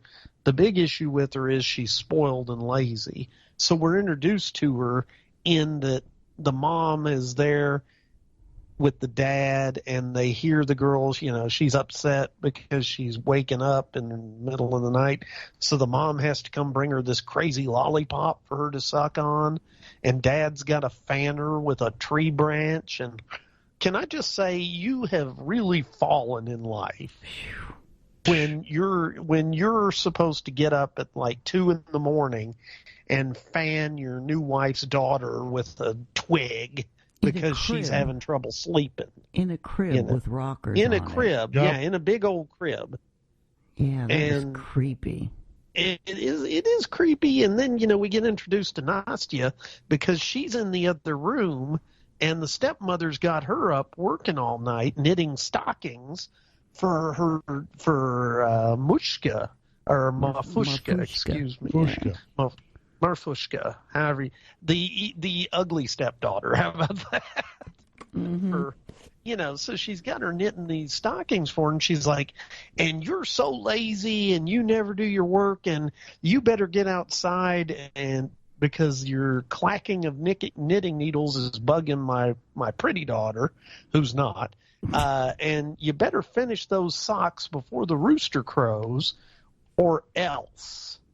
So now she's her dog. What? The or else. When I first heard it, she said, "I'm going to cut off your braid." Yep. Yeah, well, I didn't hear that. I heard her say, "I'm going to cut off your head." Well, Mary, you're just well. The sound of the first movie I watched wasn't all that great, and I was like, "You're just going to cut off her head." And then finally, later on, I figured out they were talking about the braid instead. Yeah, and I'm guessing, and I'm not an expert in this kind of thing at all, but I'm guessing there's a significance to the braid with regards to social standing or eligibility to be married, stuff like that. So the braid is supposed to be really important because, remember, at one point, the ugly stepdaughter, she doesn't have a really good braid. And so they actually have to make a fake one for her and stick it on her head so that she looks better. It didn't help. It didn't help, but that's beside the point. But anyway, Nastia's outside, and she's like, hey, I got to knit these stockings, but I'm busy talking to the dog, and now the sun's rising, and the rooster's going to crow. So she goes over to the rooster and is like, please don't crow, Mr. Rooster. And the rooster's kind of like, whatever, I won't. But she realizes there's more roosters out there, so she's like, I better just go talk to the sun. And so Nastia uses her... No, the rooster said that's its job. Oh, is that what he said? Yeah, he said, my job is to crow at the rising of the sun, so you're going to have to go talk to the sun. Okay. Yeah. My bad. That's me just being hypnotized by her ability to talk to not just animals, but celestial bodies. Yeah. And so she goes and convinces the sun to back off. So the sun goes back down, doesn't rise, and she gets to finish the socks. And then the mom comes out and she's like, well, you certainly are an awful little witch, so I'm going to make you go do all the chores. You got to feed the chickens and do this and water this and do that. And, I'm sitting there thinking, well, when does this kid ever get to sleep? But I know. But whatever. It's, we're kind of introduced to the fact that she is living not her best life. No. Let's put it this way. And her dad pretty much does whatever the mom says, and so he's willing to put up with her abuse of his natural daughter because, let's face it, this chick's super hot, obviously, so dad's just smitten with her. By the way, I'm being very sarcastic. Uh-huh. This lady, she just looks like she's going to beat somebody up through the whole movie. But anyway, that's the stepmother. But, okay, so meanwhile, we've established Nastia's not having her best life. We cut over to Ivan's house, and Ivan's living with his mom. And Mom's like, Ivan, you've got this really great bowl haircut that we've worked on for years. And I think it's time for you to go out in the world and introduce your bowl haircut to everybody. And he's like, okay, great. So I'm leaving. And as he's getting ready to leave, because he's done with whatever, he's chores and all that. And his mom's like, listen, remember, don't harm the weak, honor those who are old. Don't forget your mom. And he's like, yeah, don't worry, whatever. In other words, he's not really paying attention to her. He's looking in the mirror. Yeah. What? He's looking in the mirror all the time. Oh, that's the other thing. Yeah, he's carrying this little red mirror around, and it's like, wow, I know you love that haircut, but come on, buddy, let's not be looking in the mirror so much. But he, and the first thing that happens is he gets accosted by a bunch of bandits, and the bandits were weird because they're all sitting around with a bunch of daisies, and they're picking petals off of it, and they're going, we'll rob him. We won't rob them. We'll eat them. We won't eat them. It's like not only are they bandits, but they're freaking cannibal bandits. This is some weird stuff going on there. But whatever the case, they decide they're going to rob this dude when he shows up, and they grab Ivan, and Ivan, starts laying into them, and he actually takes their clubs and starts tossing them up in the air. And I guess this is a feat of strength, because he tosses all their clubs up in the air, and then he says, and they won't fall down again until winter. Well, the bandits are kind of put off by this, so they let Ivan leave. And at that point, Ivan meets an old mushroom dude. That's the best way I can put it. He's just a mushroom dude. It's like there's this mushroom, and then it's a little old man, and the little old mushroom wizard man is like, I'm going to challenge you to play a game of hide and seek, and you got to catch me. And Ivan says, I will do that. And, he's offering this wonderful prize or whatever, but it's kind of a rigged game because, the little old mushroom man can turn invisible. Well, that's no fun. So obviously Ivan isn't able to catch him, but they have this, this bit where he's like, well, you were so good and admitted that you lost, so I'm going to go ahead and give you this prize anyway, which is a bow and some arrows. And, Ivan takes them and he's like, all right, this is cool. And now the little old guy's like, hey, you got to bow before me and say thank you for my gift. And Ivan, he makes a statement. He's like, hey, look, the bear may bow before you, but not Ivan. And he leaves. Well, little old man is not happy about this. And he actually says, yeah, well, the bear will indeed bow before me, but it'll be Ivan's back that will bend. Dun, dun, dun. I mean, if you want to talk a Chekhov's gun moment, right there it is. So anyway, Ivan's running around in the woods, busy looking at his own reflection, waiting for those clubs he tossed up in the air to fall down, and they are still up in the air, I guess, orbiting the earth, whatever. But he runs across Nastya, and she's out in the woods. She's been ordered to pour water on a stump to make flowers grow in it. And it's like, okay, sure, why not? But Ivan sees her, and he's immediately just smitten with her. And so he's like, hi. And she's like, hi. And he says, marry me. It's like, okay. Yeah. Now, in, I guess, medieval Russia, that's cool. Modern day, that would be kind of creepy for the dude to just come up, hey, you're pretty, marry me. But, okay, here it's all romantic. So anyway. She runs away from him. Well, that's it. She kind of ignores him, but it's like at the beginning of the movie, all these women were swooning over him. Oh, yeah, that's right. He was getting swooned over because he's real pretty. But remember, Nastya she's a good person, and she sees beyond his beauty. Yeah. She's like, oh, yeah, he's kind of vain and he's kind of into himself. So I'm not just going to fall for this guy. Yeah. And, he's like, well, I will prove to you that I'm worth being married.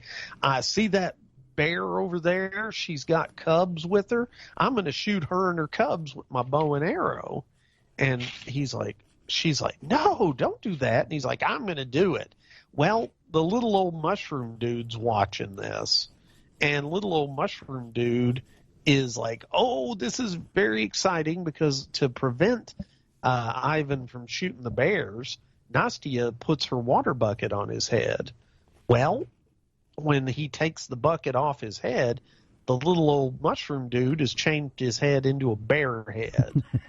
Well, needless to say, he's very upset about this, and he doesn't realize that it's this crazy mushroom dude that did this to him. So he thinks that Nastya is a witch, and he goes running off. She is terribly upset that this guy she didn't want anyway has turned into a bear head and has run off. Okay, why is she upset? I don't know, because it furthers the plot. Whatever the case, she starts crying, and her tears make flowers grow on the stump because Russian fairy tale. Is that some kind of Russian trope or something? Not as far as I'm aware. Oh, okay. I think it's just everything she does is so wonderful that, it's like the tears of Chuck Norris cure cancer. But unfortunately, Chuck Norris never cries. So there's that. But anyway, going back to the movie. So Ivan's wandering around the land, and he comes across, the little old mushroom dude again. And the little old mushroom dude says, you're selfish, and you've never acted selflessly for anybody else, so I'm only going to change you back if you do a good deed. But it's not really that. Because here's the thing. The little old mushroom guy is kind of watching him. And it's like, okay, you can do a good deed, but if you're doing a good deed just to get your head back, it's not really a good deed. so it's not going to count. Yeah. And so, Ivan spends the next 10 minutes chasing people around the countryside, trying to force them to let him do good deeds for him. And that is a pretty funny scene because, he comes barehead busting out of the woods. Let me help you. Roar. And, it's like, okay, everybody runs off and he chases them and whatever. Well, he finally comes across this little old lady with a bunch of sticks. And the sticks are real heavy, and she's all stooped over and just exhausted. And so he's like, okay, little old lady, I'll help you. I'll carry the sticks. And he's like, and I can't just leave you here, so why don't you hop on my back too and tell me where we're going? And that's when she's like, oh, well, you're going to go up and down and over these hills and blah, blah, blah. And so she leads him across the country to her house. And he drops her off, and she says that he's a very handsome dude, and he knows he's still got a bare head, and so he's all angry at her. But then it turns out she's blind, which, by the way, she was doing a good job of not being blind earlier, but that's beside the point. Mm-hmm. So, and what the heck was a blind lady doing that far from her house to collect sticks anyway? I know. But I'm sorry, I'm bringing logic into a fairy tale, so. So anyway, he goes back, and as he gets back, he realizes that she's left her walking cane. And he's like, oh, I can't leave the granny without her walking cane. So he takes that back to her. And now little old Mushroom Man is still watching, and he's like, look at that. He did that good deed selflessly. He wasn't doing it because he needed to do it to get his head back. He was doing it because it was the right thing. So Mushroom Dude rewards him by turning his head back into a human head with his awesome bowl haircut. And now he can go back and find Nausticaa. Only, he's having trouble finding her. So he's like, I guess I need to get back there. But meanwhile, the evil stepmother, cut to Nausticaa, is trying to marry off Mafushka, or whatever, her daughter, the ugly one. And so she dresses the daughter up in fine clothes and covers her in makeup and attaches that false braid to her. And she also forces Nausticaa to wear a rag over her head and puts mud on her face and is trying to make her look real ugly, because she's going to be around when this wealthy suitor comes. And now it's weird because they got this wealthy suitor. His mom is there because she's broker in the deal. But apparently there's also a third party there whose whole gig is to matchmake between people with dowries to get the best deal for everybody. So she's trying to sell Mafrushka.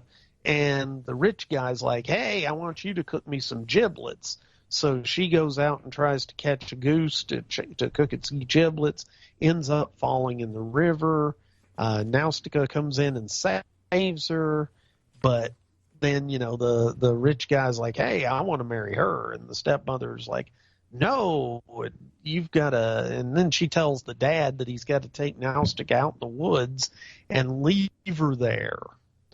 Well, finally, the dad sort of grows a pair, and he's like, I'm not going to do this. I'm going to take you home, and I'm going to end all this bullying. But Nausticaa believes that the stepmother will be even meaner to him if he does that. So to protect her dad, because she's so nice, she jumps off the sleigh. And, of course, he doesn't notice because he's, obsessed with being – I don't know, a henpecked husband. But now she's lost out in the woods, and it's super cold. Well, about this time, we got Father Frost shows up, and he's out there putting the frost on all the trees because, somebody's got to do it. That was so cool. And he sees her in the woods, and he's like, are you warm? Are you warm enough? And she's like, oh, yeah, I'm fine. You don't need to help me. I'm okay. And she's sitting there. Her eyelashes are freezing. It's like, this chick is cold. But Father Frost is very impressed by the fact that she's so kind and she doesn't want to bother him. So he decides to rescue her from freezing to death and brings her to his ice palace house thing. Well, meanwhile, Ivan's out there searching for Nastya, and, he's fully human again, so he's feeling kind of hot, but he comes across the Baba Yaga in her chicken leg house, and he asks her for help. She refuses, and they have this kind of weird battle of wills over which way her house is going to point, because he stomps his foot and tells the house to point one way. She stomps her foot and tells it to point another. Well, finally, I guess the house gets dizzy or whatever and just ends up doing what Ivan says.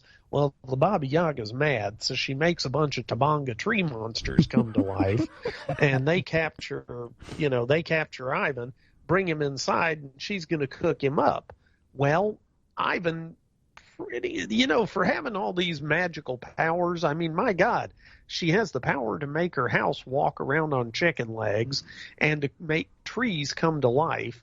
But she's so stupid that when he tricks her into sitting on the thing to put her in the oven. Yeah. And he puts her in the oven, and she's all like, help me. Well, he lets her out finally, but makes her show Ivan where Nastya is. And so to give him a sled. And so the Baba Yaga shows Ivan the way to Nastya, but ends up leaving him trapped in a snowbank. So, got the best of you. Well, Father Frost decides he's going to run off and do some errands and leaves Nastya alone.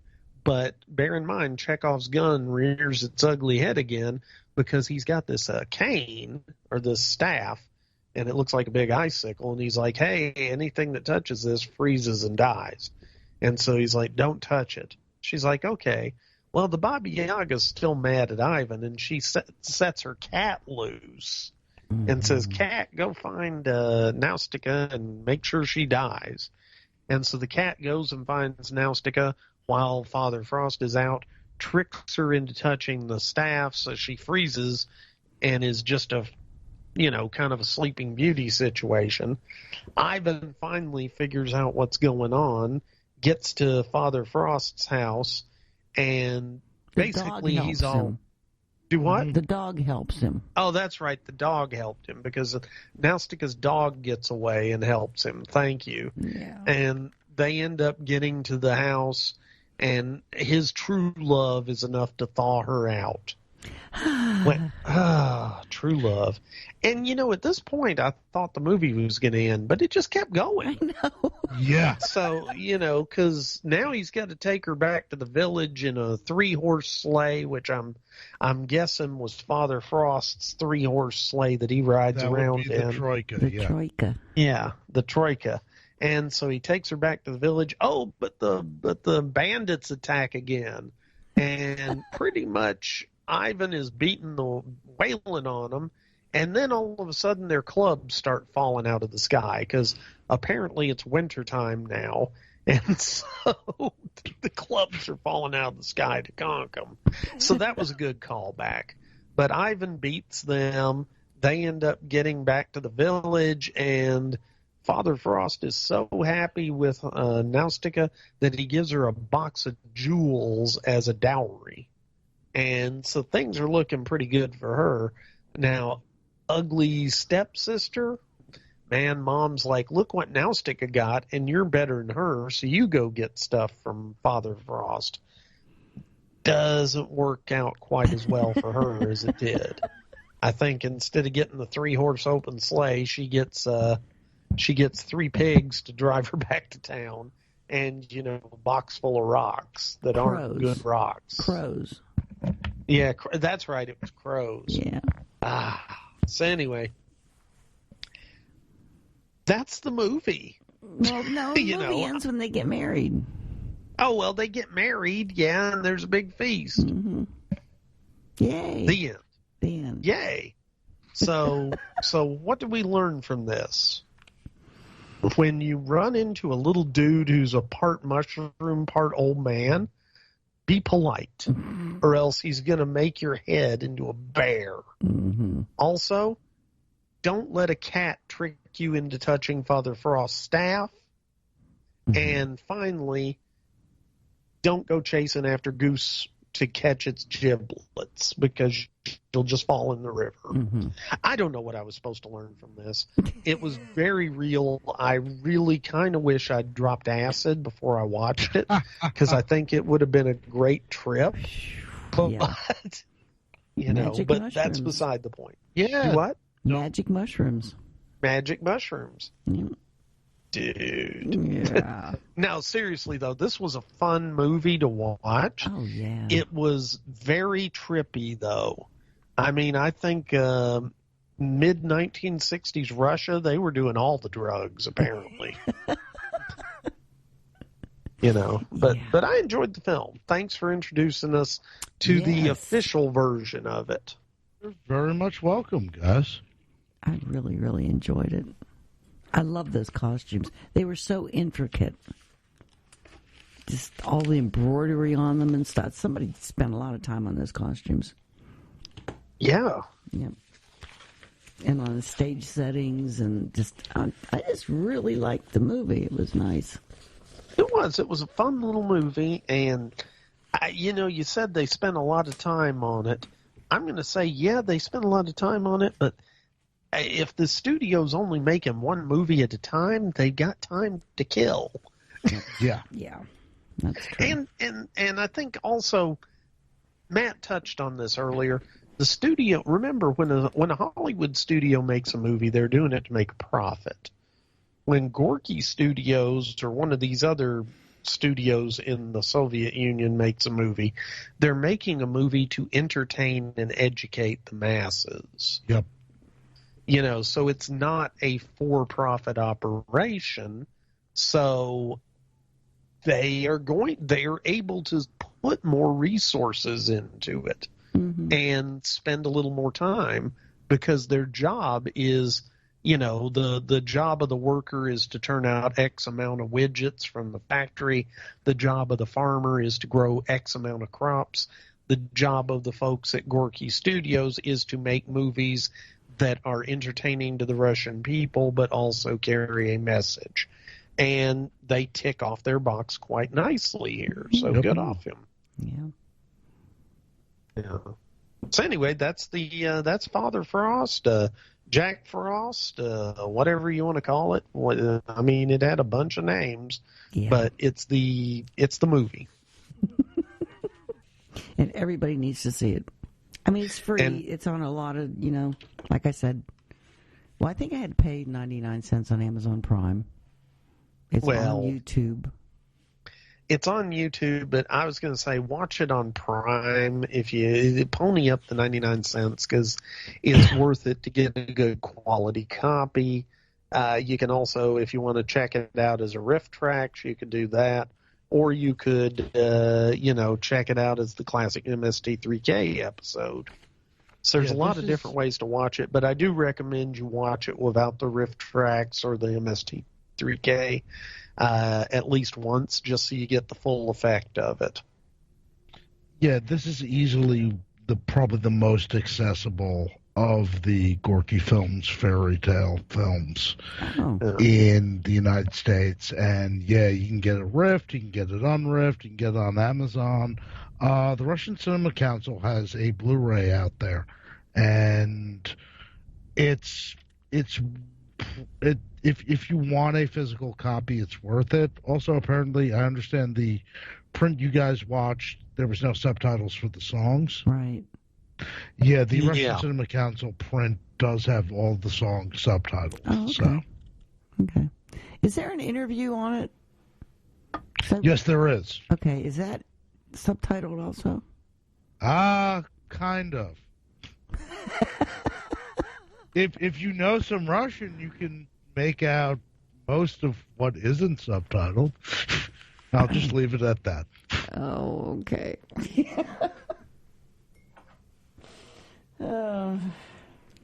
Well, I'm going to say I don't know any Russians. I'll probably pass on the interview. Yeah, it's relatively short too. So. Oh, okay. Okay. Was it one of the people in the movie? Yes. Okay. It was one of the bears, Mary. One of the werewolves. No, they're bears, man. They just look like a werewolf, but that's beside the point. I totally forgot that one set of people ran off saying it's a werewolf. Yeah, no, I picked up on that, and I was like, man, these people need to see more werewolves, but that's beside the point. Yeah. Good movie. Thank you, Matt. I enjoyed it. Yeah, for real. Thanks, man. I want to see more. Now, Mary, we got any feedback? Yes, we do. We do. We have quite a bit of it. Well, hit it. First one's really quick. It's from Brenda, who won a prize today. Hi, Brenda. Hi, Brenda. She guessed Christmas in Connecticut, 1945, but she said it's not my favorite. I'd recommend It Happened on Fifth Avenue. Is that a Christmas movie? Yeah. Oh, okay. Yeah. I don't remember that one. Well, you need to watch it then. Okay. What's the one where they don't believe in Santa? Miracle on 34th Street. Okay, yeah. Okay. Thank you. Okay, we have up next a voicemail, and it is from Carl in Connecticut. Hey, this is Carl from Connecticut. I'm just calling, excuse me, first-time caller, long-time listener. Yay, and I'm just calling to say, hey, Mary, hey, Nick, hey, Juan, hey, and all everybody else. What I've been promoting lately is Ginger Snaps, and I love that series. And I hope one day you guys can promote it yourselves. Ginger All right. Snaps. Well, what I'm gonna listen to is you guys. Yay! So enjoy the evening, morning. All right. Talk to you later. Bye. Bye, Carl. Yeah, bye, Carl. And by the way, I love Ginger Snaps. What are Ginger Snaps? So, be cool doing those. What are they? Well, it's a series of films about two girls that one of them becomes a werewolf. Oh. And it was a Canadian film. And then there's a sequel, and then there's a prequel, and I'm not as big a fan of the sequel, but I actually really like the prequel. But that's beside the point. They're the first movie, the original Ginger Snaps, came out about 99, I want to say. And it's just an extremely interesting werewolf movie. And I highly recommend it for folks who are fans of werewolves. It's a very interesting take on the genre. And I will leave it at that. Okay. I want to do that one. Well, all right. Okay. We'll add that to the ever-growing list.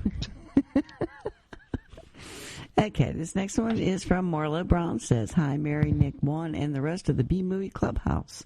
I believe the answer to the contest is Christmas in Connecticut from 1945. I recognize Barbara Stanwyck, who's in one of my all-time favorite movies, Double Indemnity. Great film. Episode 486, Near Dark, touched on what may be my favorite vampire film of all time. I saw it in 1987 in the cinema in Berkeley, California. I hate the cute vampires of more recent films. Nick calls them the sparkly vampires. Yeah. As I always say, the only time a vampire should sparkle is when they're on fire. That's true.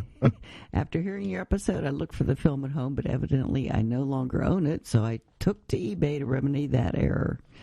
On IMDb.com, I found a publicity still of Lance Henriksen with an old-fashioned Colt 6-shooter tucked into his waistband. Fully visible on the grips was a cross right where his palm would land. That was a great way of telling us that this was a different kind of vampire flick. It definitely was. I love that movie. Yeah, it's a good flick. Yeah.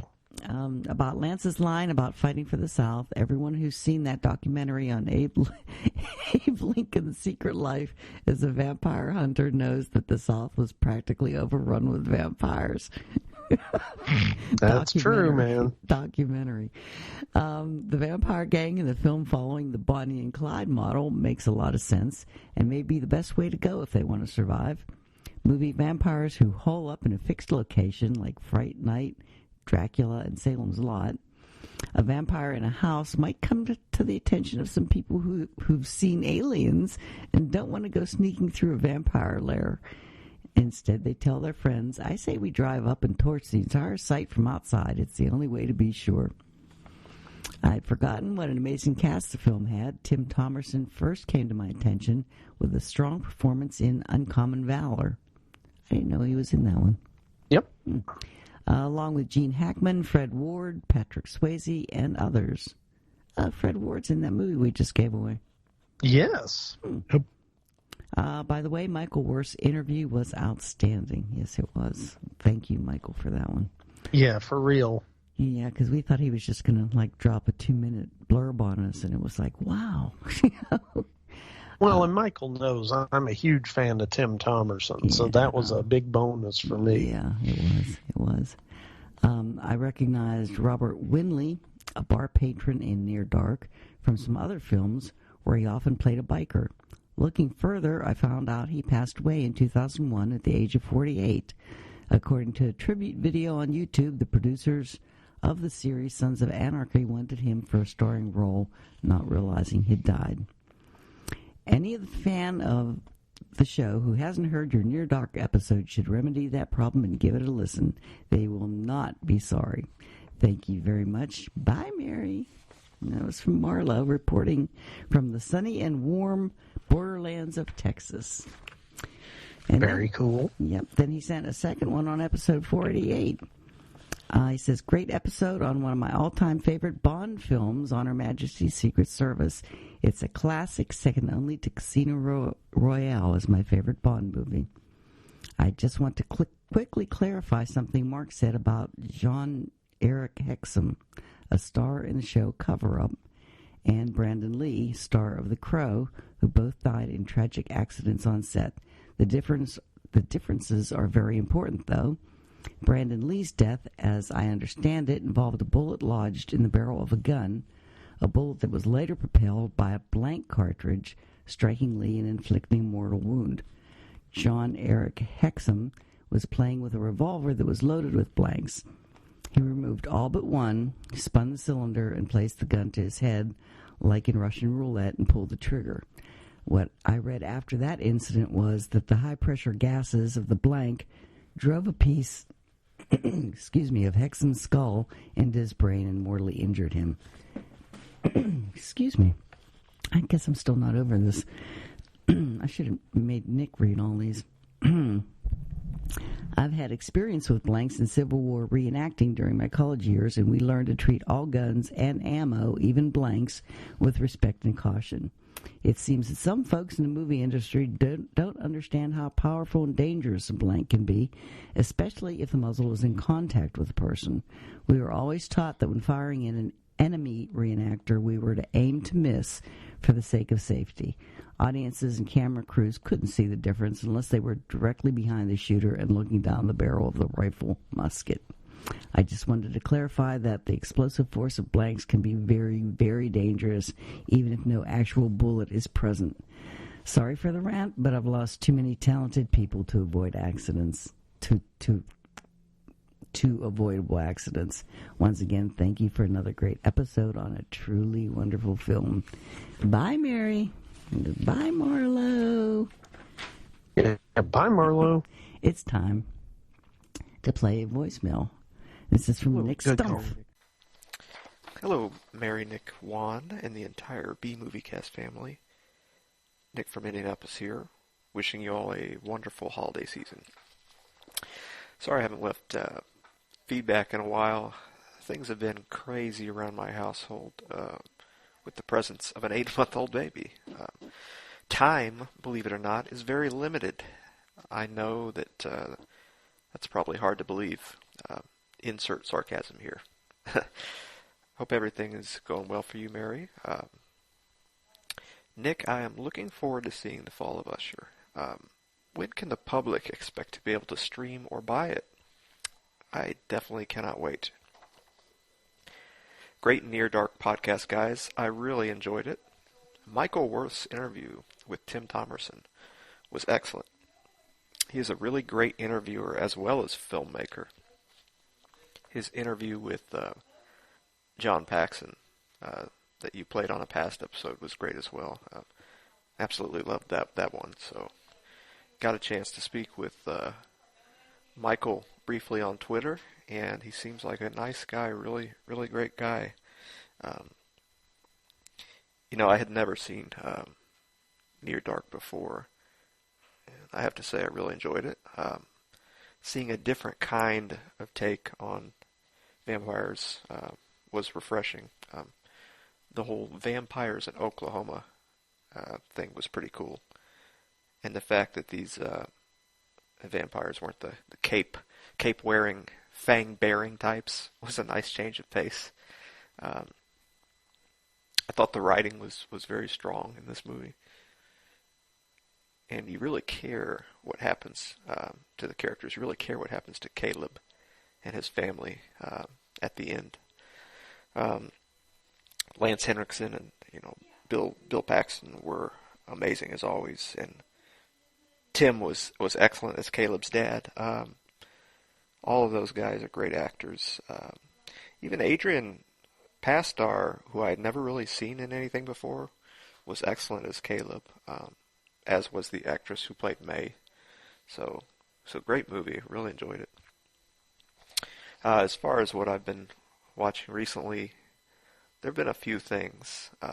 When I have time at night, usually after the baby goes to bed, is when I watch. But got a chance to watch Dexter, The New Blood. That's one show that I've been following. I think I'm 5 episodes in, I think is where they're at now, but I have to say I've enjoyed it. Clyde Phillips, the original showrunner, has returned for this one.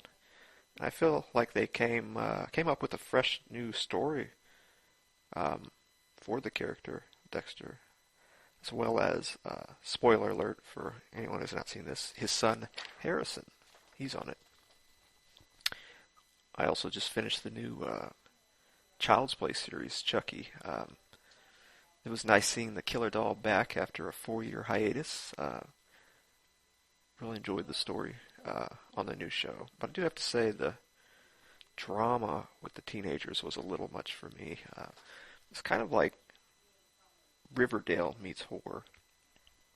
As far as movies go, the most recent movie I watched was a British-made film from 1992 with Rutger Hauer called Split Second. Nick and Mary. I don't know if you've seen this one or not, but it was a lot of fun. Just to give you an idea of the storyline, the IMDb synopsis states, in a flooded future, London, Detective Harley Stone hunts a serial killer who murdered his partner and has haunted him ever since. He soon discovers what he is hunting might not be human. Dun dun dun. That should give you an idea of what you're in for on this one, if you haven't seen it. Anyway, I won't take up any more of your time. I can't wait for the new podcast, the next one. So keep up the great work, guys.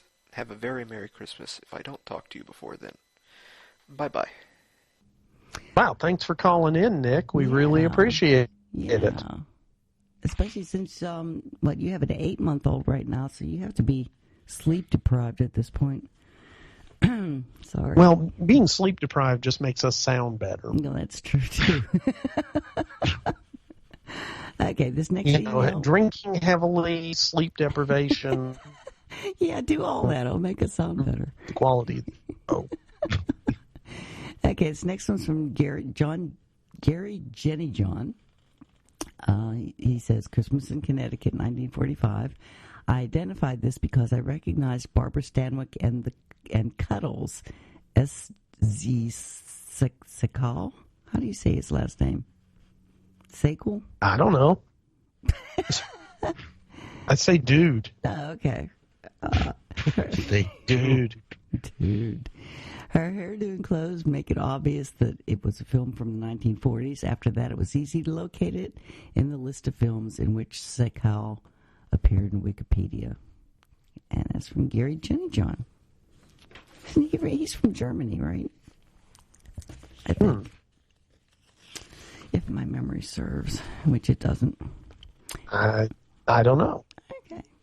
This next one is from Scott Wertz. He says, the week we have Miss Barbara Stanwyck in Christmas in Connecticut from 1945. Every year on the Friday after Thanksgiving, my family takes what we call an X day. The day after Thanksgiving. This means no social plans, no phones, no shopping, even online. Wow. We inflate air mattresses, stay in jammies, and binge watch movies, and eat leftovers. We get through 5 or 6 movies in a day. Wow. Screwball comedies from the 30s and 40s were always favorites of the kids that often ask us to recommend something we haven't seen. This one, of course, made it into the mix once or twice. Not really Screwball, but one of our favorite WC Fields is It's a Gift. I've been married 30 years. Whenever domestic disagreement got to the point of silliness, a quote from this film would always put things in perspective. Why are you always in the other room when I want to talk to you? Oh, don't make it worse. And whenever I'm on a Zoom meeting where I don't necessarily want to reveal my identity to avoid incessant sales intrusions, I always choose Carl Lafong. Blah, blah, blah. You probably do Carl Lafong much better than I just did. Anyway, I guess I won something in the last week or two. Someone sent me a 10-episode DVD of Dragnet from 1968. If that's the case, thanks a bunch. I went to IKEA yesterday. As anyone familiar with this Swedish furniture store knows, the visit to the store is less than 25% of the effort. Assembling following. Yes. Yeah. Assembly following an instruction manual with no words can take a long time and much manual labor. Mary, I bet you're probably good at that, being like as visual as you are. No, it took Vince and I 2 days to put together. All right. That even defeated IKEA. you. Okay. Yeah. Because there's this thing that looked like a pencil, but we weren't really sure if it was a pencil or if it was a screwdriver or what it was. So we ignored it, and you can't ignore those things when you're trying to assemble something. It was a mess. Christ, goddamn particle board. Yeah, that too. Yeah. He says, overheard in the store from someone even older than me after observing a sign to have someone come over and assemble. That takes all the fun out of it. Oh, no. I'm sore and have a spousal blessing to veg out on the couch today. This new DVD was just the ticket. And that was from Scott Wertz from the creepy San Fernando Valley. Looking forward to Licorice Pizza, named after a chain of L.A. area record stores where my wife worked in high school and college. Isn't that a movie out now? Licorice Pizza. I movie believe or is it is it a a movie series? coming soon. There's a movie coming out, I thought. It's somebody's story. Somebody Google There is a movie coming out called Licorice Pizza. Okay. What's it about? Do you know? I have no bloody idea, Mary. Okay. Well, next up is a voicemail MP3 from Troy Date. And hey, B-Movie Clubhouse gang, Troy here from the Bigfoot-infested forests of the Pacific Northwest. Loved the latest 2 episodes. Rocky Horror was a blast. Mark Mawson is always so damn entertaining every time he's on the cast. Yes. While listening to your latest episode, The Beast with 5 Fingers, the idea struck me for a movie named The Skull versus the Hand. The poster could have the hand in a stance of defiance, flipping off a menacing skull with glowing eye sockets who is floating above a dark forested castle. The climax of the film could be an odd assortment of detached flying body parts in battle with one another, such as an elbow in fierce combat with flocks of flying eyeballs and so on. The hand would eventually find a gun and end things once and for all for the rest of the disembodied body parts. Things have been a little weird around here lately, so I don't know if I dreamt it or not, but I could have sworn you guys were looking for a top 10 list from the listeners. Yes. I checked your site and I came up with 10 selections you haven't already done. Things from 1989, one of the most hilariously entertaining bad movies of all time. You need to see this movie. Max and Me, 1988. Good in a wrong kind of way, like, smelling a Q-tip after it's been in your ear. Shrunken Heads, 1994. Flying shrunken heads with superpowers accompanied by a rollicking Danny Elfman score. Mandy, 2018. An over-the-top psychedelic bloodbath revenge flick featuring Nicolas Cage in his best role since David Lynch's Wild at Heart. Beyond Dead, 2017, a micro-budget flick with massive heart, creativity, and effort. The Brain, 1988, super fun Canadian horror comedy. Think David Cronenberg, body horror on a lower budget meets 80s teen comedy. The Video Dead, 1987, fun with a capital F. Zombies emerge from a sinister television set to wreak havoc and hilarity on mostly deserving victims. You'll Find Out from 1940, a fun old dark house romp. Kay Kaiser's band plays a birthday party bash at a spooky mansion where sinister forces run amok. The Greasy Strangler from 2016. This is one of the weirdest movies of all time, starring John Travolta's real-life hairdresser. Spirits of the Air, Gremlins of the Clouds, 1987, a visually stunning Australian art house post-apocalyptic dreamscape. There you have it, my top 10 for the B-Movie Cast, whether you want it or not. Bye, Mary. Bye, Frisky Kickapoo. Troy out. Bye, Troy. Good message. Wow. Where do you even find some of those? I never heard of them.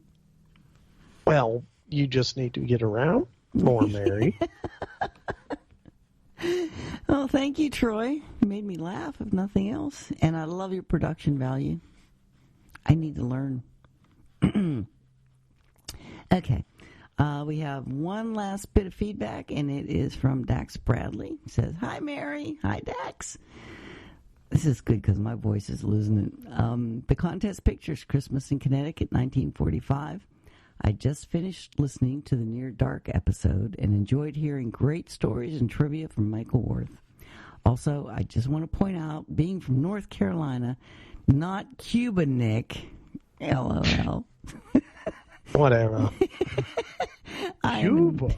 I am not a native Arkansan. I guess that's how you say it. Somebody from Arkansas. Okay. Arkansan. Thank you. It was cool hearing about movies Nick was naming that were made in Arkansas. I'd like to add to that, we're also famous, or more correctly, infamous for The Legend of Boggy Creek, the God's Not Dead franchise, and It's Alive.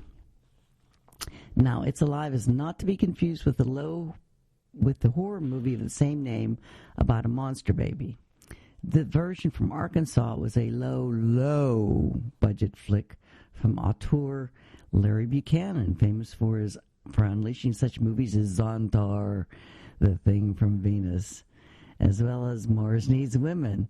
Sadly, It's Alive is not as good as either of those. Have we ever done that one? That sounds like a good one. We actually did that back in the early days of the show. That was a pre-episode 100 one. Oh, okay. I know Vince. Yeah, because we did this whole thing about It's Alive was, if I remember right, was a remake of another film But Larry Buchanan was basically going through and remaking a lot of Roger Corman movies to shoot them in color.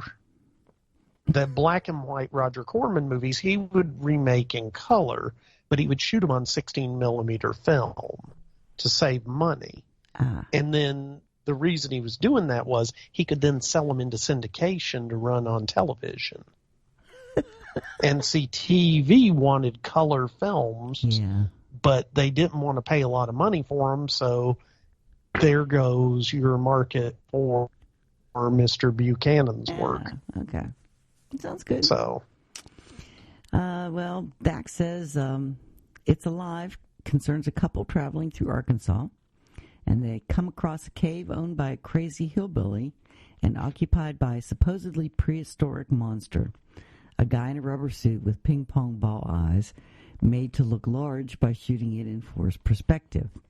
Fun fact, the movie is partially shot in the now-defunct Dinosaur World Park in Eureka Springs, Arkansas. And he sent a picture, too. It's really cool. It's a cool nature park populated with life-size dinosaur statues and used to be an attraction back in the 60s through the early 90s. It's closed down now, but I have pictures from when I used to go there and brought my son, who was 8 or 9. He was a dinosaur fanatic, and he loved it. The park is closed down, the statues are in disrepair, and the owner is toying with the idea of cleaning it up and making it part of a country club golf thing. I don't know. I included a pic of my son and one of the statues because reasons. And it's really cool. This kid's sitting in, like, underneath the tusks of a mammoth. I wish they would open it back up again. That would be so much fun.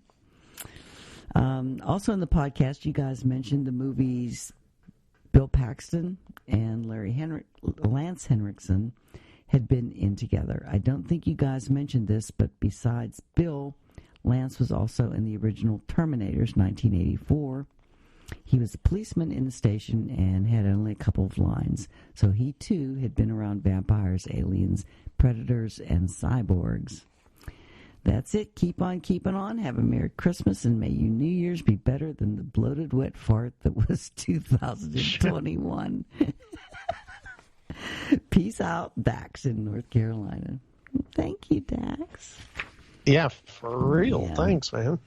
And I asked him, and he said his son's now 30 and a trial lawyer.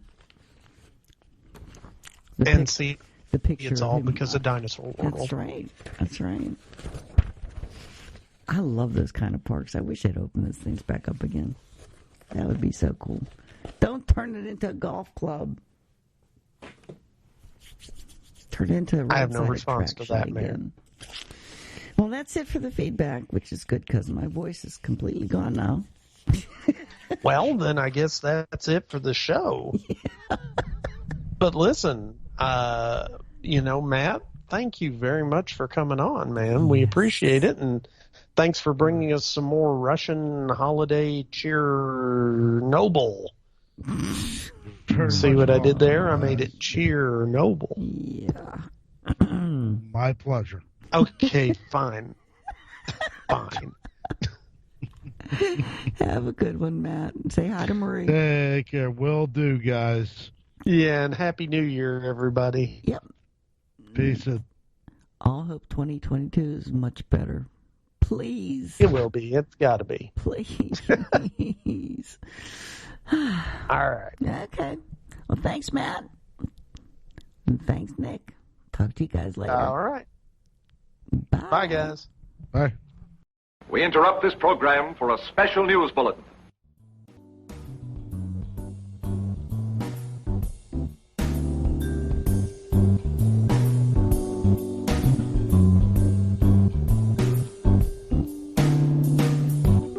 Hi, I'm Bill Mize, the creator of the Bill Watches Movies podcast, and we're interrupting your regularly scheduled program to ask you a few questions. Number 1. Have you been feeling a little stressed these days? Number 2. Do you need something to make you laugh? And number 3. Would you like to just do nothing but relax and listen to a good story? Now, if you answered yes to the above questions, then I invite you to check out my show, Bill Watches Movies. It's a little bit Hollywood history, a little bit old-time radio, and a little bit Mystery Science Theater 3000, well, except we don't have any maroon janitors, wisecracking robots, or inept mad scientists. What we do have is a trip down memory lane as we take a very unique look at the B movies of yesterday and offer you something to make you smile, something to make you laugh, and something to make you think about what you would do if you realized that Bela Lugosi was working on creating an army of atomic-powered supermen next door. So join the rest of the gentle listeners and come on over to BillMakesPodcast.com or look us up on your favorite podcast subscription and transmission machine and subscribe today. I look forward to telling you a good story each month, powered only by my weird sense of humor and a shot of Woodford Reserve Double Oak Bourbon. I hope that you'll join me on this journey. Take good care of yourself and those that you love. And hey, keep an eye on your next door neighbor. I mean, you never know.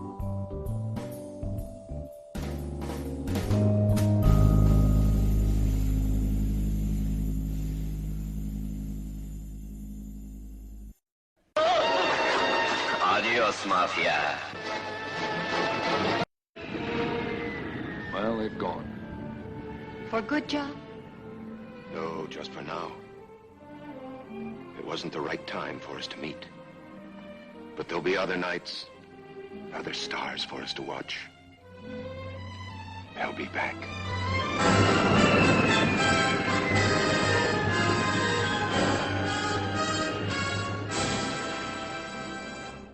The ghosts are moving tonight, restless, hungry. All right, fellas, here's your story. Greetings, my friend. We are all interested in the future, for that is where you and I are going to spend the rest of our lives. And we cannot keep this a secret any longer. Wait, Captain. I have found evidence of intelligent beings on this planet. Look to the skies. It's the B-Movie Cookbook. Menus inspired by 15 of your favorite B-movies from the 1950s, with teenage werewolves, blobs, and enough cheese for everyone. When we return to our planet, the High Court may well sentence you to torture. But until then, we've got Ed Wood and Vincent Price. There'll be food and drink and ghosts, and perhaps even a few murders. You're all invited. So impress your friends with dinner and a movie with the B-Movie Cookbook. We've got you covered. Get your copy today at bmoviecookbook.com. That's bmoviecookbook.com. Let me see that book. I am interested to see what sways your mind so heavily. Sure thing. Just visit bmoviecookbook.com. Anybody around here want some coffee?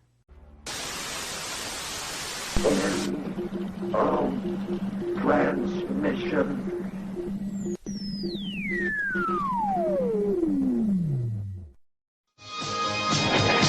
The good guys always win, even in the 80s.